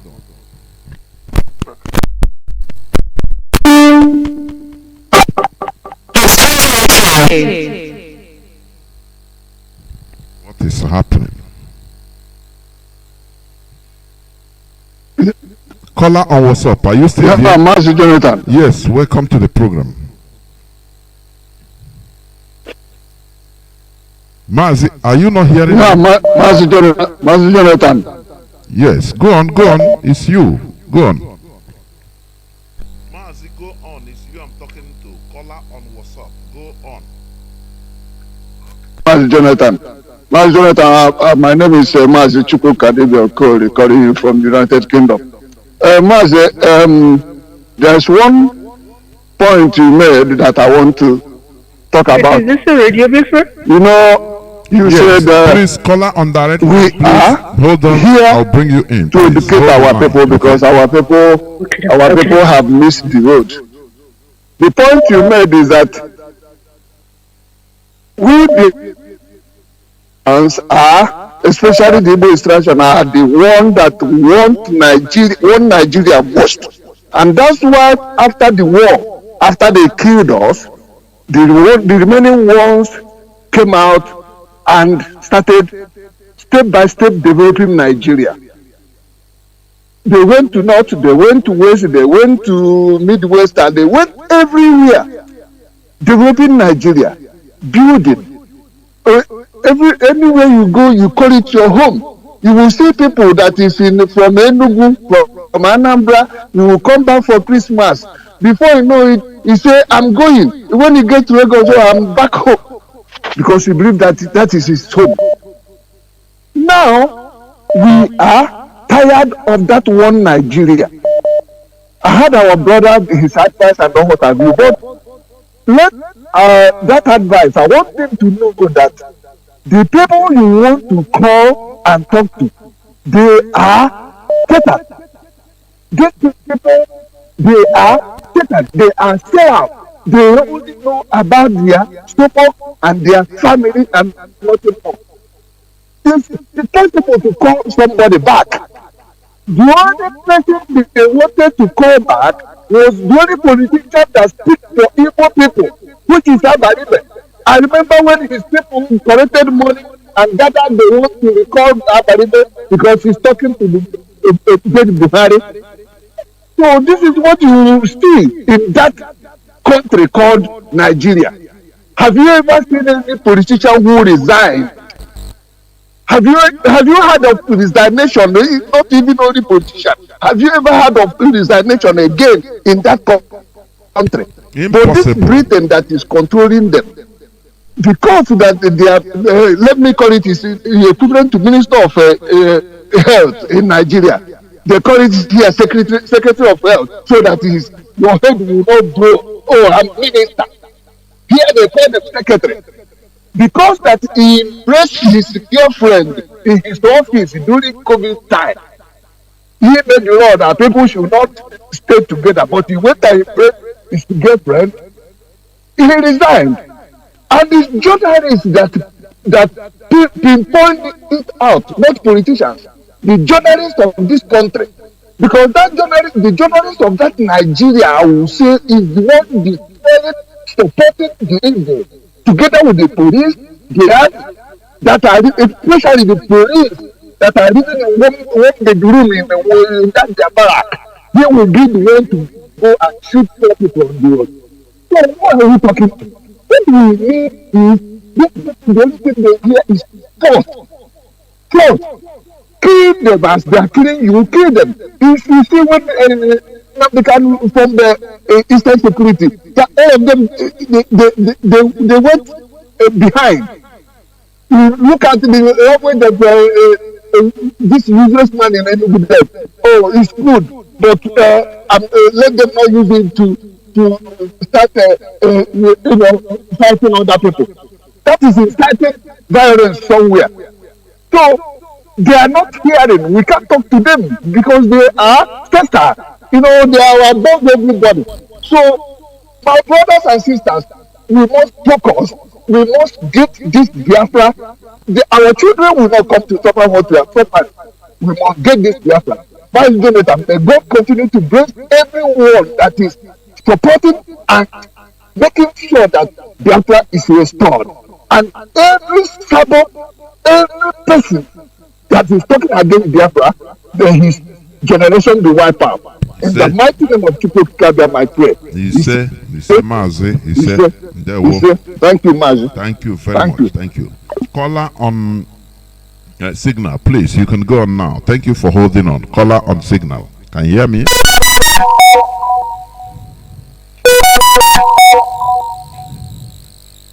Caller on signal. Can you hear me? Caller on signal. Are you still there? Mazi Ifanichuku Madabuchi. Caller on signal. Hello? Caller on signal. I'm talking about caller on WhatsApp. Hold on, please. Caller on WhatsApp. Hold on. Caller on signal. Are you there?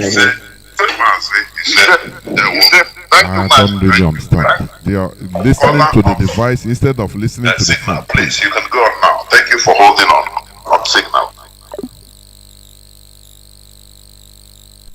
Caller on signal. I think I will go.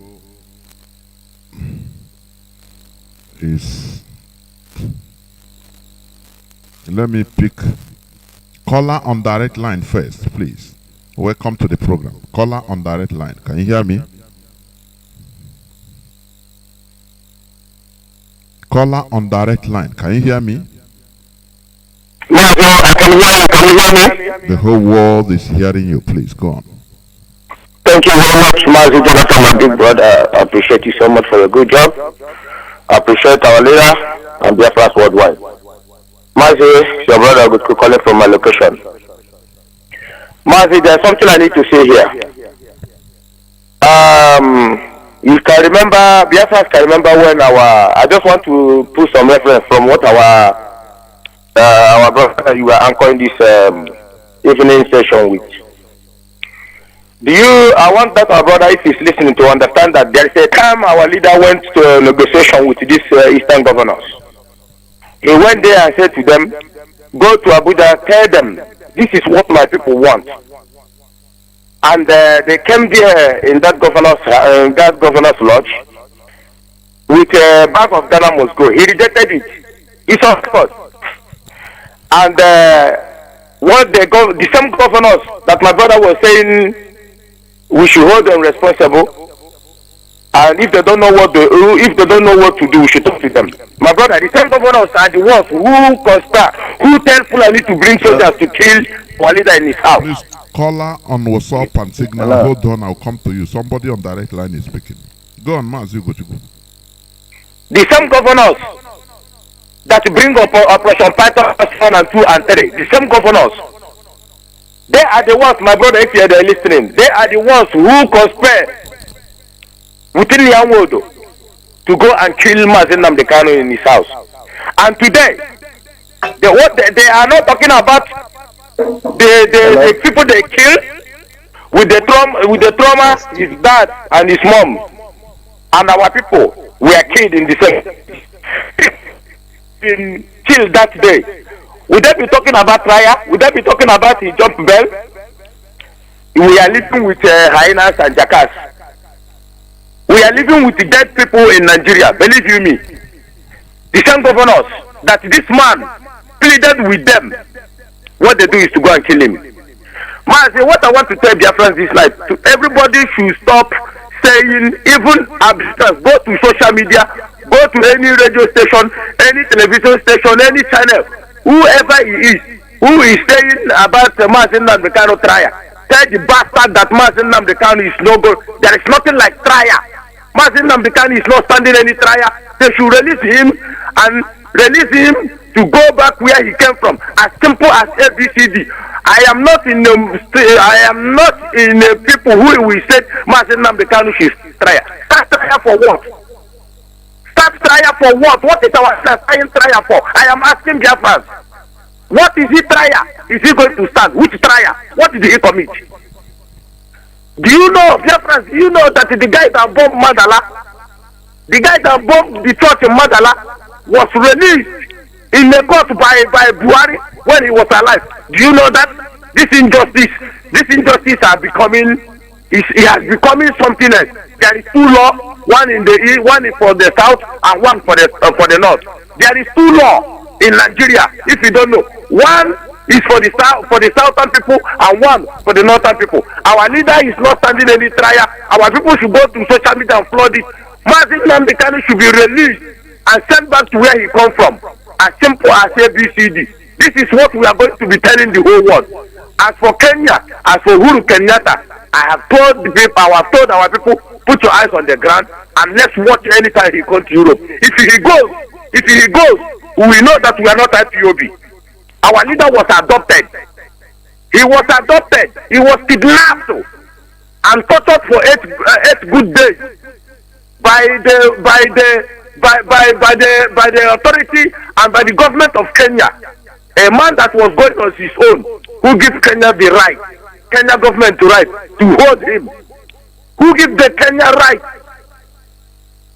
Torture him and return him to Nigeria to be killed. Our leader is not going to be. It's Nigeria. Mazi, I want to tell our people is that everybody should remain calm and let's watch how he plays. Chukwuka Kaduna is in our side. Anyhow Nigeria want it, we will give it to them. Anyhow he want it. Mazi Nnamdi Kanu will never die. Nothing will happen to him. I believe that. You see these Fulani people, Erifai made it clear. Erifai, I don't know if they think the international community are stupid.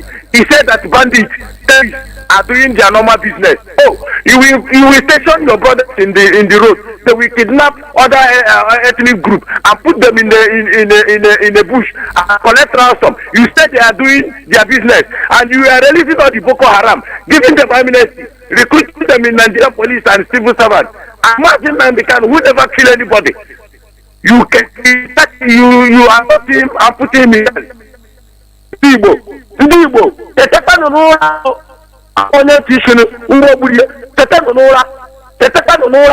Mazi, thank you for giving me this opportunity. There were Mazi.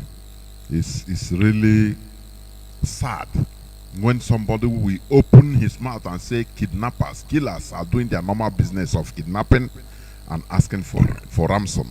It's highly absurd. Caller on Signal. Are you there? Can you still hear me now? Caller on Signal. Are you there? Yes, I'm hearing you. Are you hearing me? Yes, the whole world is hearing, please. Well, I was hearing you the other time, but it was a technical malfunction, but we weren't hearing me. Okay, so go on. All right. My name is Ifanchukwu Madabuchi, and I'm calling you from my location here. My brother, I salute all Biafrans all over the world, and our leader, of course. God bless him. God preserve him for us. And I salute and I greet you for your guest tonight. Because certain things have to be said said authoritatively and repeatedly. So that makes sense. I want please, to touch caller on direct line. Please hold on. I'll bring you in. Okay. So I want to touch on the part of what he said about our nationality. How do we relate to each other? If any other ethnic nationality relates with each other anyhow, let us, the old eastern region, and any other person of us who is gerrymandered, be it in Benue, be it in Kogi, whoever, know ye where you belong, know ye your brethren. So then we unite like that. Anything that's happening to such people, anywhere they are, they will know that they have people they can reckon on. And the issue of there was a man, he was being kind of mischievous, although he is kind of he's a duplicitous, disingenuous Nigerian political what you can call hopefuls. People who are foolishly hopeful about Nigeria. He was seeing what will be his situation as a minority in Biafra. Again and again, for the umpteenth time, there will be no minority in Biafra. People, let me tell you, I understand what you're saying. I know these people, they know what they are doing. They will come and speak. You think they are with us on our cause? They are more poisonous than the Fulani. Yes. I'm telling you before God and man. Sometimes I wonder how our people can be easily deceived by sentiment. These people, I don't even. These are more poisonous. They will come nearer to you. Talk on your. You say, we are together. From there, they will start. All they do is to try to destroy through inside. Through within. Yes. You understand? Yes. That is. Yes. They will try to get the consent of our people. Oh, we are together. Now from there they start injecting poison. That is what they do. I know. Yes. That. Go on. Yes.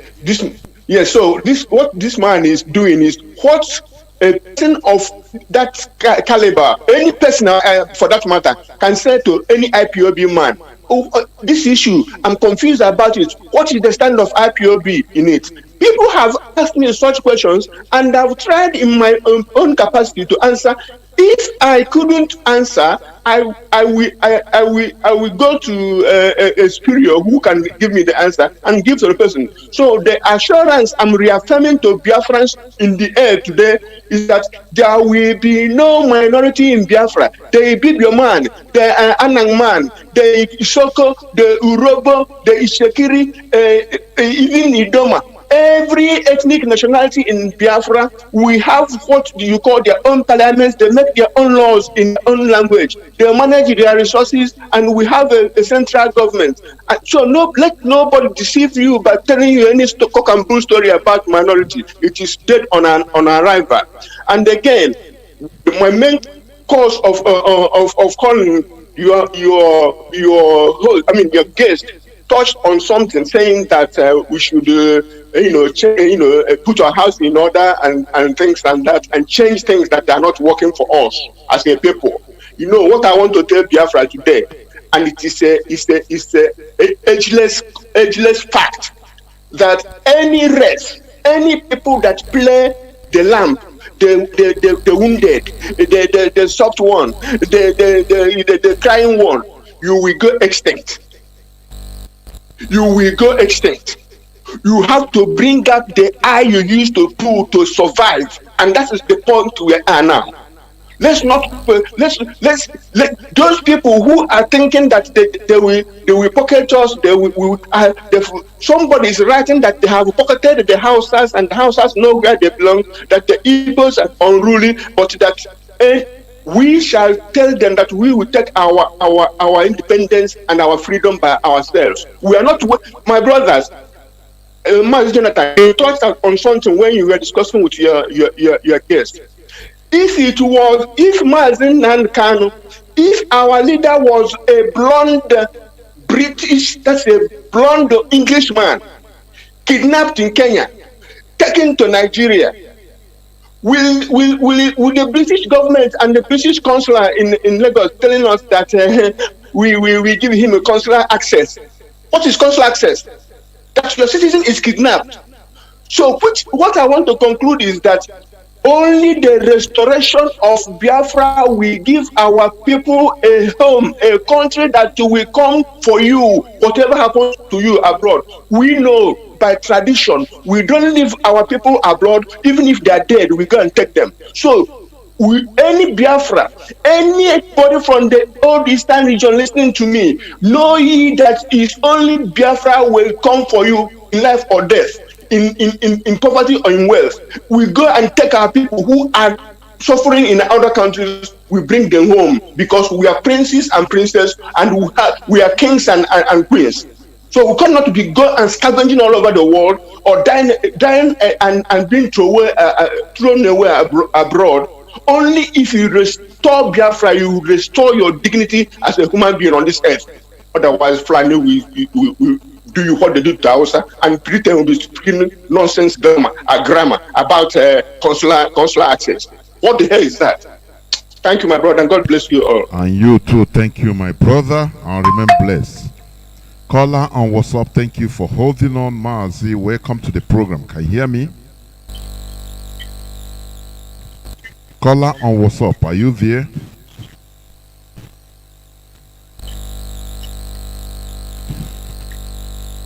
What's up today? Caller on WhatsApp, are you?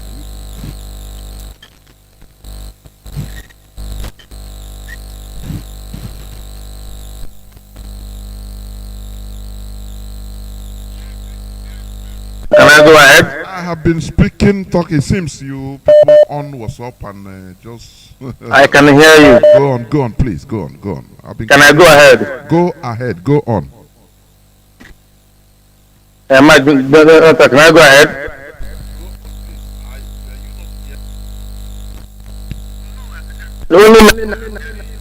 Okay. Almost here, Biafra. Go on. Yeah, Mazi, for the last caller, for what he said about minority, our leader said the minority against who? In our Biafra, we don't have a minority. Mazi, as he let said, me it's ask very, this very question. good there. Mazi, let me ask this question before you continue.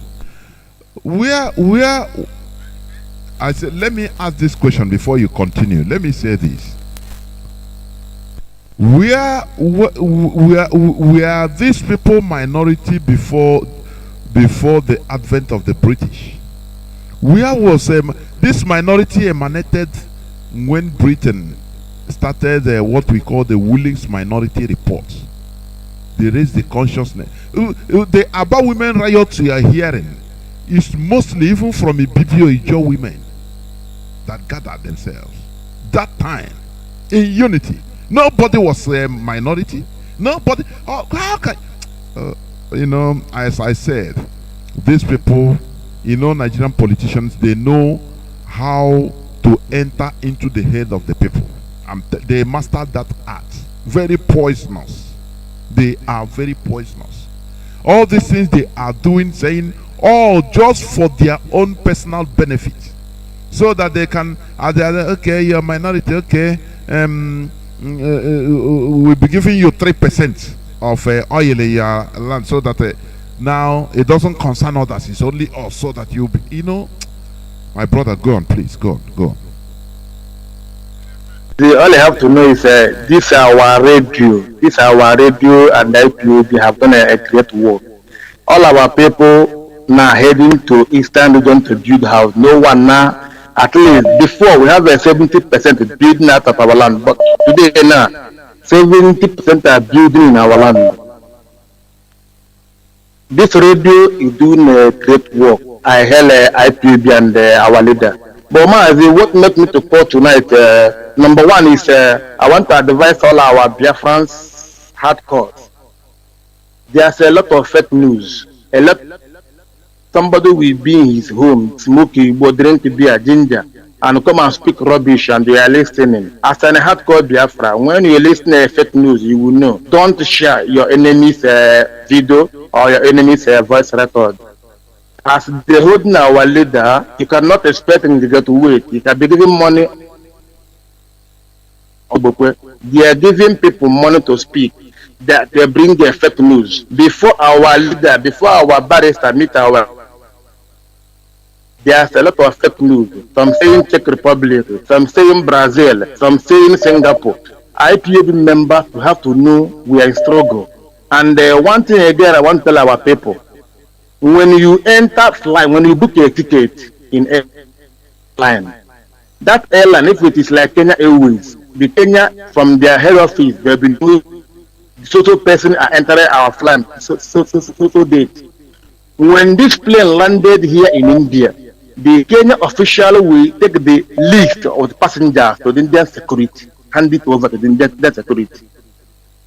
Understand now? So many things where some people are talking, our leader, some people betrayed him. Our leader have not said so. You cannot be speaking our leader's mind. Allow him. Our barrister are seeing him. His brothers is there. Our members are there. Never accusing any IPOB member. You cannot be using somebody who is bossing you in boss or calling you for fake news to be fighting yourself in your struggle. It's not done like that. Allow anybody who do this, hold hand on this. Our leader will say it. We will know. But let us not bring in accusing people. Those who will be working as it does silly. Remember, we take an oath on what we are doing. Anybody who go against our oath will die. Let us not accuse you. Let some people online, I don't know if it's the actual member of that people, but our member don't accuse anybody. Enter online. Start work. Start making contact. There's one music said, Biafra bonike, aine penkusirike. We are trained. We don't anything our way, we crush it. Don't allow yourself to be used. There's a lot of money they are bringing out to divide us, but we have a Radio Biafra. Nobody can do it. If you are those people on phone, stop it. Or going on propaganda. that. Our and the member of not to continue your work with everybody how must be on deck. This is a challenge. Not every time you eating food with me. When it is another way, it is like that. This is time of working hard. You have this going on, all the whole world supporting us. Why can't you support us on this time? You are bringing, they said, I hear. This is not how to do freedom fighter. If you are among these people doing this, resist from that. It cannot help you. Mazi, this is all I want to say by this time. All hail Biafra. Almost hail Biafra. Thank you very much. What is happening? Most of these people doing this, they are not even IPOB members. They are not family members. I'm telling you, I will assure you that. These are mischievous set of people. You know, because the Nigerian government have dished out money. That's it. Caller on direct line. I have caller on direct line. Are you still there? Yes, I'm here. Mazi Johnathan. Welcome to the program. Mazi Johnathan, my name is Chris. Thank you. My name is Christopher Nnamdi. Welcome. First of all, I have to thank one of your listeners that have my telephone on by my head. Probably you can say 24 hours. I'm an old retired man. I'm founded, and I enjoy always listening to all of you. One of the reasons I'm calling you, the what actually got me excited to call you right now is calling to acknowledge the man you spoke with. His name, Godwin Abudi. Am I correct by his name? Yeah. Godwin Abudi. Okay. That you two listened to him so well that you almost never wanted to let him go. And I'm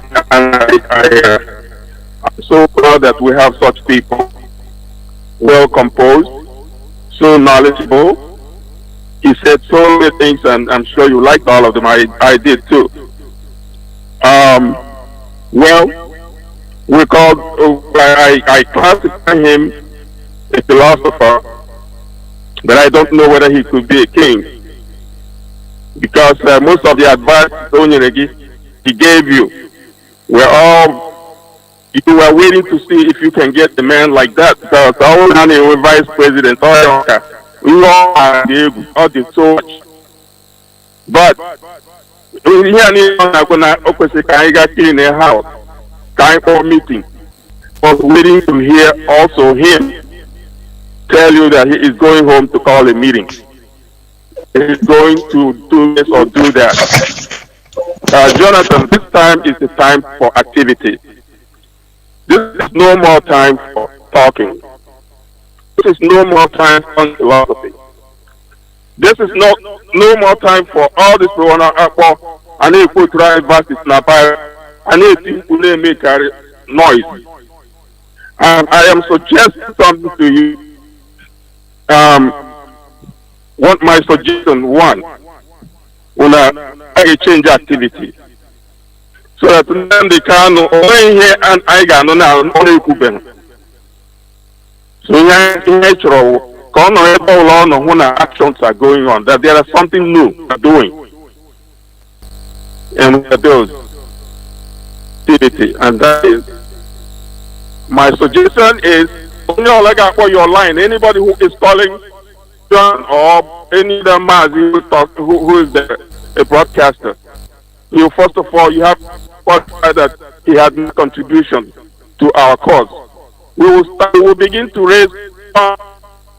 All of you should convert yourself as money collectors for Biafra. We are no more going to do all this talking and we'll keep on rhetoric and everyone there and we need people. Just again, at the end of the no secret. I heard thousands of people talking, and then they're just laying on their bed on chairs. There's nothing secret about it. I actually know by now that na ebidoro na-eme ya na ha ya na ọ dị ndị mara teknọlọji ha nwere anyị ga-eji ga ndị Nigeria. We want to begin to hear people call this line and say it's open. And we would like to follow them and make sure it happens. And I saw on the audience, we want to hear that we will include somewhere. And I name number one, we give a finance call, say finance call, and that any phone person put it there. After saying his name, I contributed to the fund coffers of Biafra. Because I'm an old man heading to my 80s. Immediately, Nnamdi Kanu may announce the December 12th. And then, that was the time I knew that Biafra Biafra. Because there was news all over the world that Biafra is coming. We didn't know. So, ES, that was coming of Biafra. Biafra Biafra when in Haichor. And so, let me tell you, immediately when I got announcement, on Social Security, I don't get more than $1,000 a month. I immediately get an annuity. The second annuity immediately, I'd like to give you my name and only tell you I got to check her up. I get $50 from that, my one little money that is not even enough to pay my rent. Every month, it will continually be going out of my little food money for as long as I live, for as long as Biafra we are fighting for it. So I would like to hear that everyone, all these people calling you, first of all, you give them what I call finance call. Your number one thing is, hey, what is your finance call? I donated to Biafra. I tell how much I'm paying. I want you $20. What come when they $20? There's someone now. I won't be spending our body they carry. No, it's all here now, not around here. Now call all those things. Now Brian Chineke and we already know all this. And so please, my brother, and I am calling for a narrative change. And because that is the way I get Mazi Nnamdi Kanu, or Dindu, but at the same time, we will make sure that hundreds of Nnamdi Kanus, and we are here. And the narrative on your program should change from today. I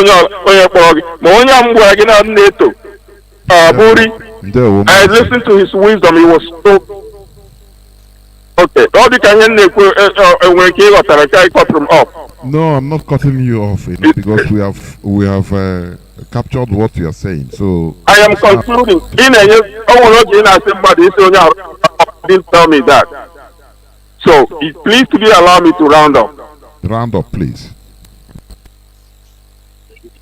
Thank you, sir. I think I live in Los Angeles just like you. I'm rounding up on the same man, Aburi, because I think that man has a lot to offer this organization.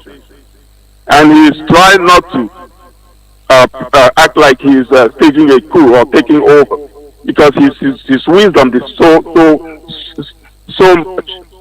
So I would like to also pass it to him. I'm sure he's listening to my voice.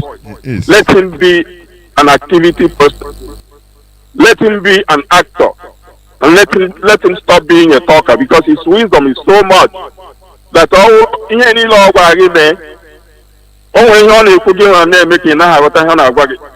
but I'm sure you do. He's asking us to go and deal with all these people named delay. And then he doesn't have a way of he just gave a prescription. He doesn't show us the pharmacy where we can buy the medicine. So I indulge into everything you say. The argument you make for this call. Wherever you are, do what you think what it is. For that meeting. Be not in your house, and we'll praise you. Thank you very much. Thank Johnathan. you. Thank you, Ma.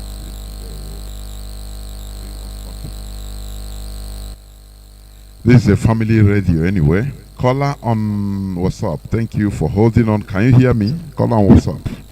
Yes, I can hear you. Mazi Johnathan, good evening, sir. Welcome to the program. Thank you, sir. My name is Wada Regeri. I am calling from the Netherlands, sir. Welcome to the program. Go on.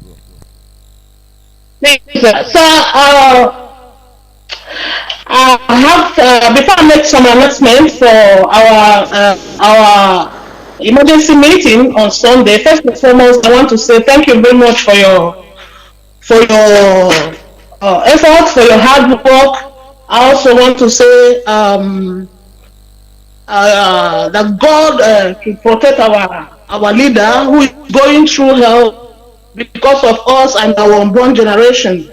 I say may Chukwu Kabiama grant him the strength that he needs at this moment, as we will be here praying and doing all that we can do to make sure that he's out from that place. Okay.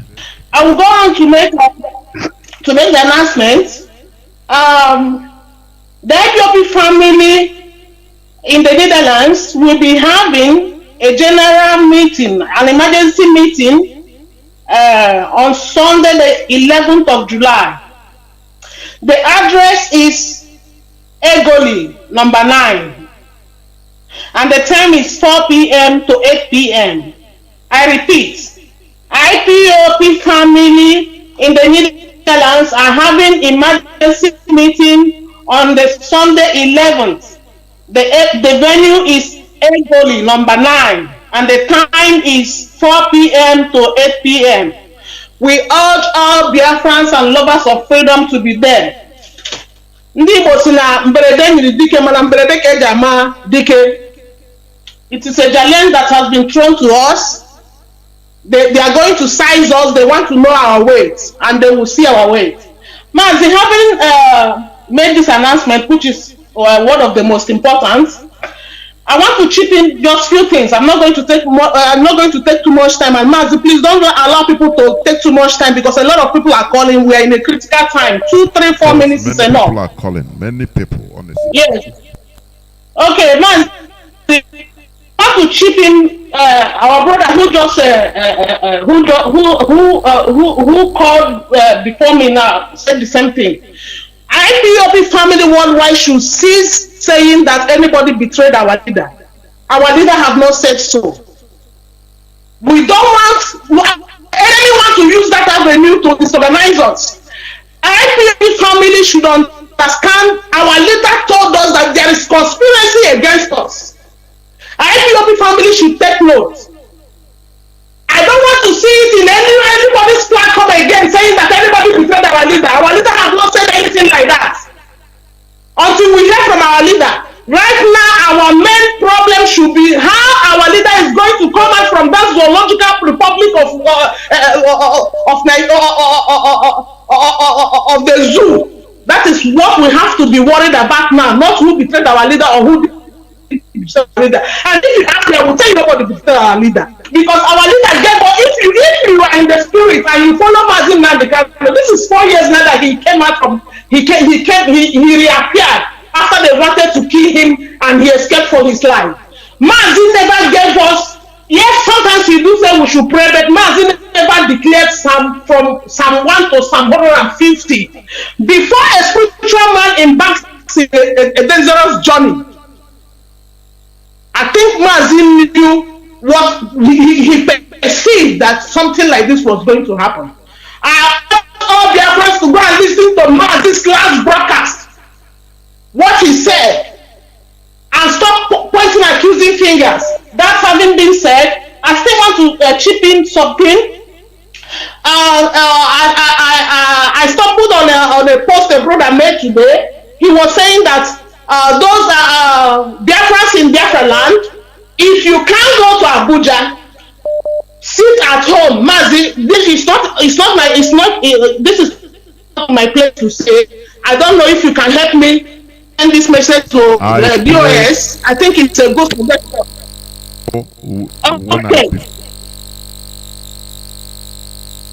Okay, Mazi. Okay. I just just joined. I didn't even hear what the topic was. I was just coming back from the supermarket. You know. So another thing I want to another thing, Biafrans that are going to Abuja on 26th should be very, very, very careful, because we have seen that Nigeria is a terrorist country. Nigeria is they might set you people up. If you have money, if you will go to or 10 days before time, please do so. You should not go and pack in one bus. They will attack you on the way. Be smart and do the needful. Be very smart. We have to be ahead of these people. If you have money, you want to go a day or two before don't go and pack yourself in one. They will not stop you on the way and shoot all of you, and nothing will happen. You know them. They are terrorists. It has been known to the whole world. That's what else did I write down that I wanted to say? I think that is all that I want to say for now. I will be calling to see we will be calling to be advising our people at this critical time what we have to do. Everybody should be in prayers for Mazi. I strongly believe in my spirit that nothing is going to happen to our leader, and that our leader knows what he's doing. This is the pure thing. He's a great man. We have to any person that is Mazi Nnamdi Kanu, just like Mazi said, I can see that they are no. You understand? Because Nigeria, nobody will be agitating. Nobody will be agitating. If Nigeria is good, nobody will be agitating. You understand? I want such a country happen. Our next generation, they will never. That is when they say your ancestors are witch. And that's something that people ancestors go ahead after. That is what witch is all about. To lead your next generation in that condition of Nigeria, it is an abomination before Chukwu Kadiaba. So we must do the needful. Mazi Nnamdi, let me not take your time. Thank you very much. Thank you. Thank you, and God bless you, sir. Well, thank you. Thank you. Yeah. Thank you, sir. Thank you. Remain blessed. I think you gave advice and you flaunted for your advice. So,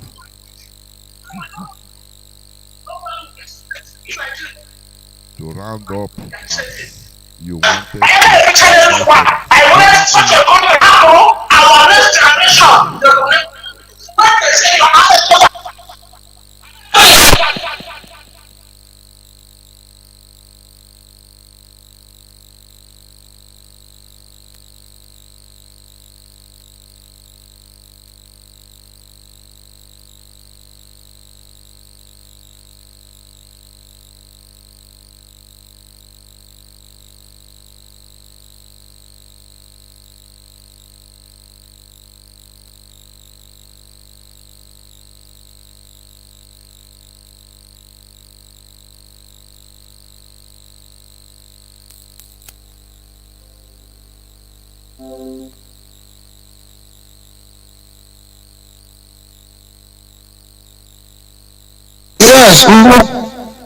Yes, Mazi Nnamdi Chinedu from here. Good evening, Biafrans and lovers of. Thank you very much.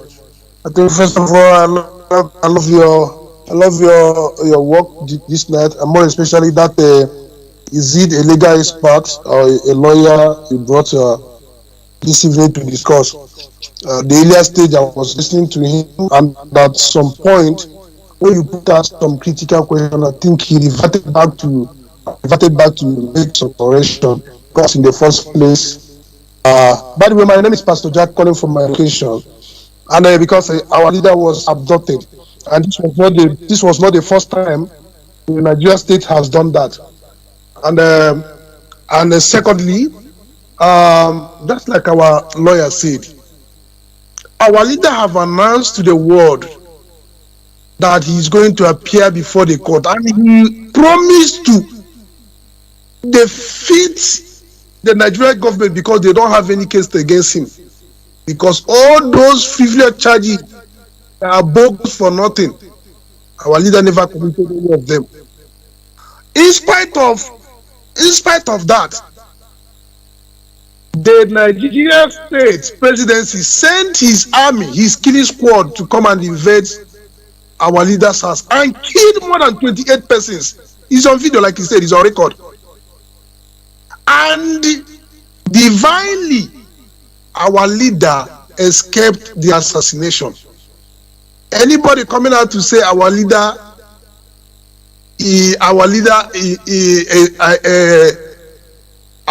John Bell, I will simply describe that person to be an idiotic individual. Even though you're a lawyer, I don't give a dime.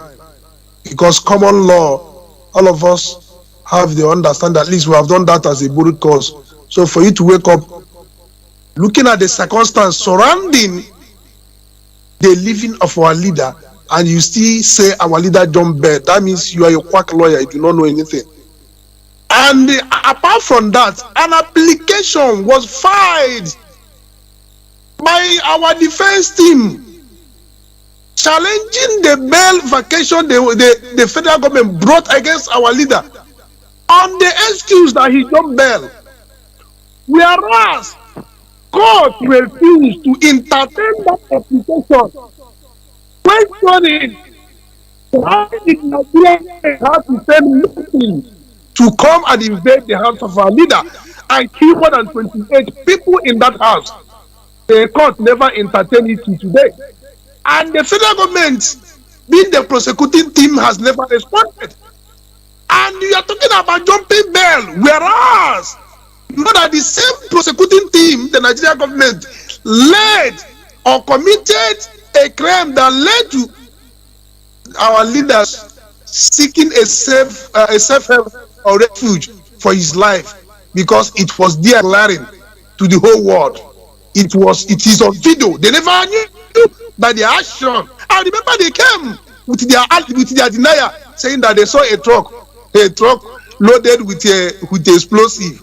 Till today, the same court of Mintayako never entertained that application from our defense team, asking the government why they sent army to invade Afarugu, invade the palace of our leader's father, killing more than 28 people.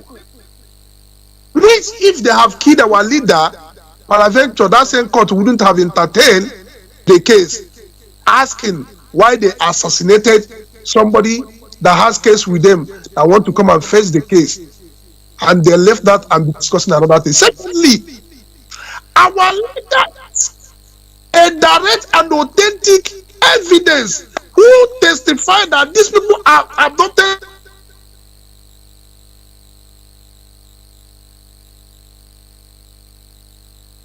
Our lawyer has issued that statement, explaining what transpired. At the point of exit from Kenya, our leader was abducted by Kenyan authority. So Kenya government coming out to deny is another mockery and indictment on their own. And there's one thing they never knew. They never knew that IPOB is in possession of the footage of everything that happened there, because as was said by our lawyer, that they have their video evidence in case they are denying, because they thought they're going to be smart. But you know what? When you think you knows everything, there are still certain things you don't know, more especially when you are committing crime illegally. You abducted a citizen of another country and peradventure move him against his will into Nigeria, and somebody is saying you are waiting Nigeria to come and give a state, to come and give the true state of where they abducted our leader.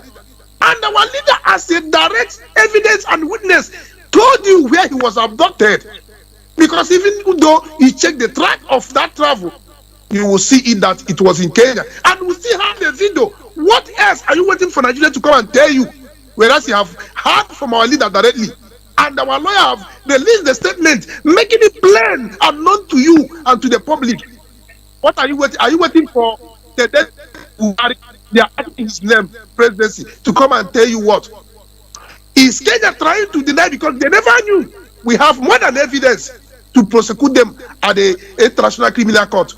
And they don't want to mention the other supposedly Westerners that are involved in this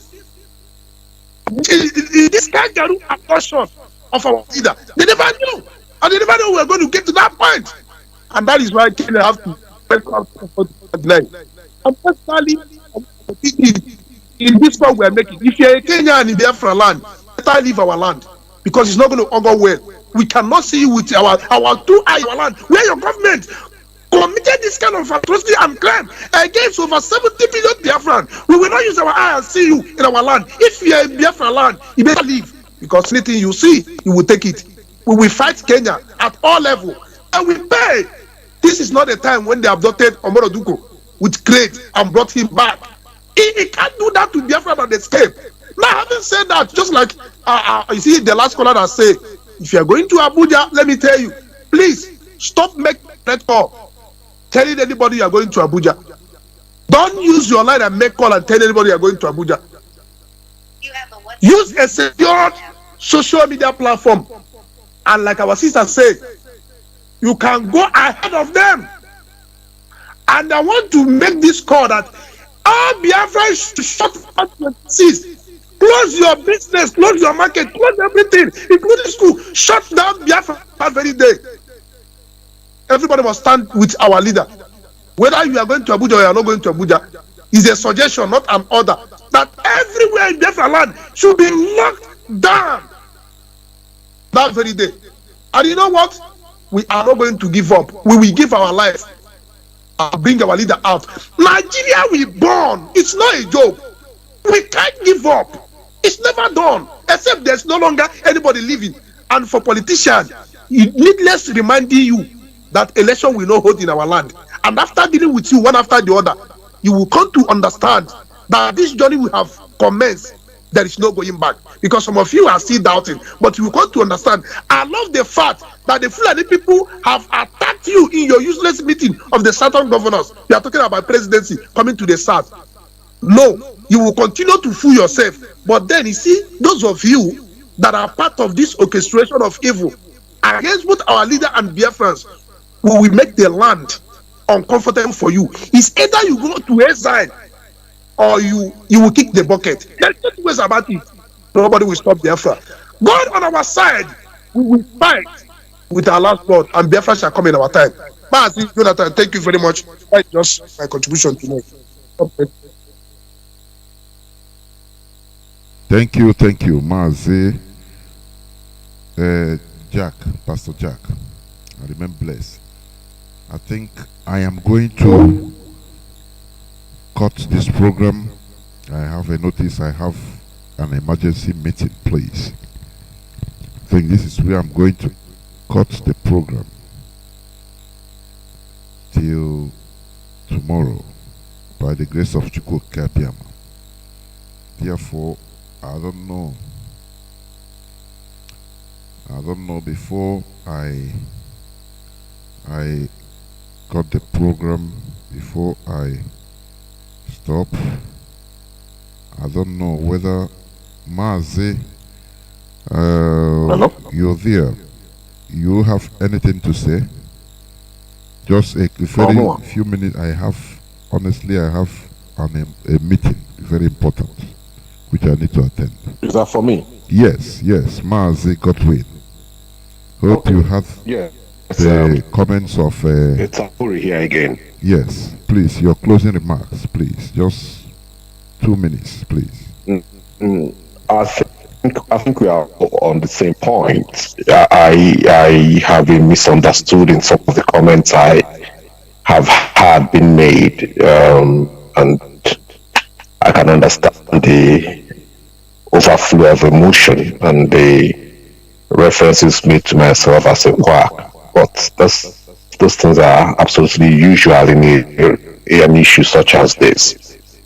But as a way of clarification, it should make clear that I recognize and I pointed out in the time I spoke that the assault on Nnamdi Kanu's Mazi's house and the killing and causing of damage to property and casualties that ensued thereafter is unexcusable and it's an abuse of process. And that a man in that situation who has suffered such harassment is entitled to humanitarian protection.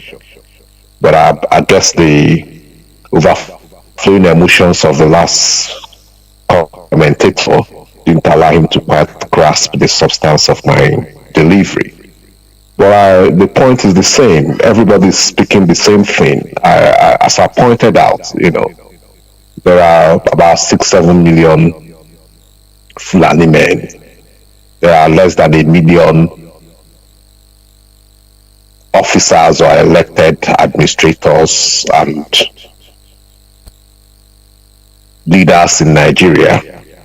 If we have over 70 million people in the southeast and 5-6 million of them show up and make a clear demonstration and statement in Abuja, it should resonate. It should resonate.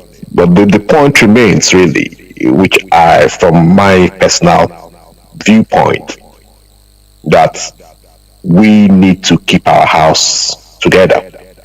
We cannot expect third parties to come and do this for us. Of course, there is an overflow and a riot of emotions, but all of this is not unexpected, but they need to be harnessed and directed properly. The crucial point at present is that Mazi Nnamdi Kanu is incarcerated, and all efforts must directed to ensuring that he's properly represented. And that means every true Igbo man who is a solicitor, an advocate of Nigeria, what is onion, should render his opinion, support as best as he can. Every true man, by that I mean a man and a woman who is a legal mind, because we don't have women in the profession, we have gentlemen in skirts. They should all rise up, for the cry-on call has been made. It is either we direct Nigeria right or Nigeria collapses, because the disease or maladies which Nnamdi Kanu speaks of, the symptoms are everywhere, and unless the cure is applied, this is bound to die. That's my sum up. Thank you very much. Thank you for having me. Thank you very much. I remain blessed. One thing is this, because this is the Nigeria could never be directed right.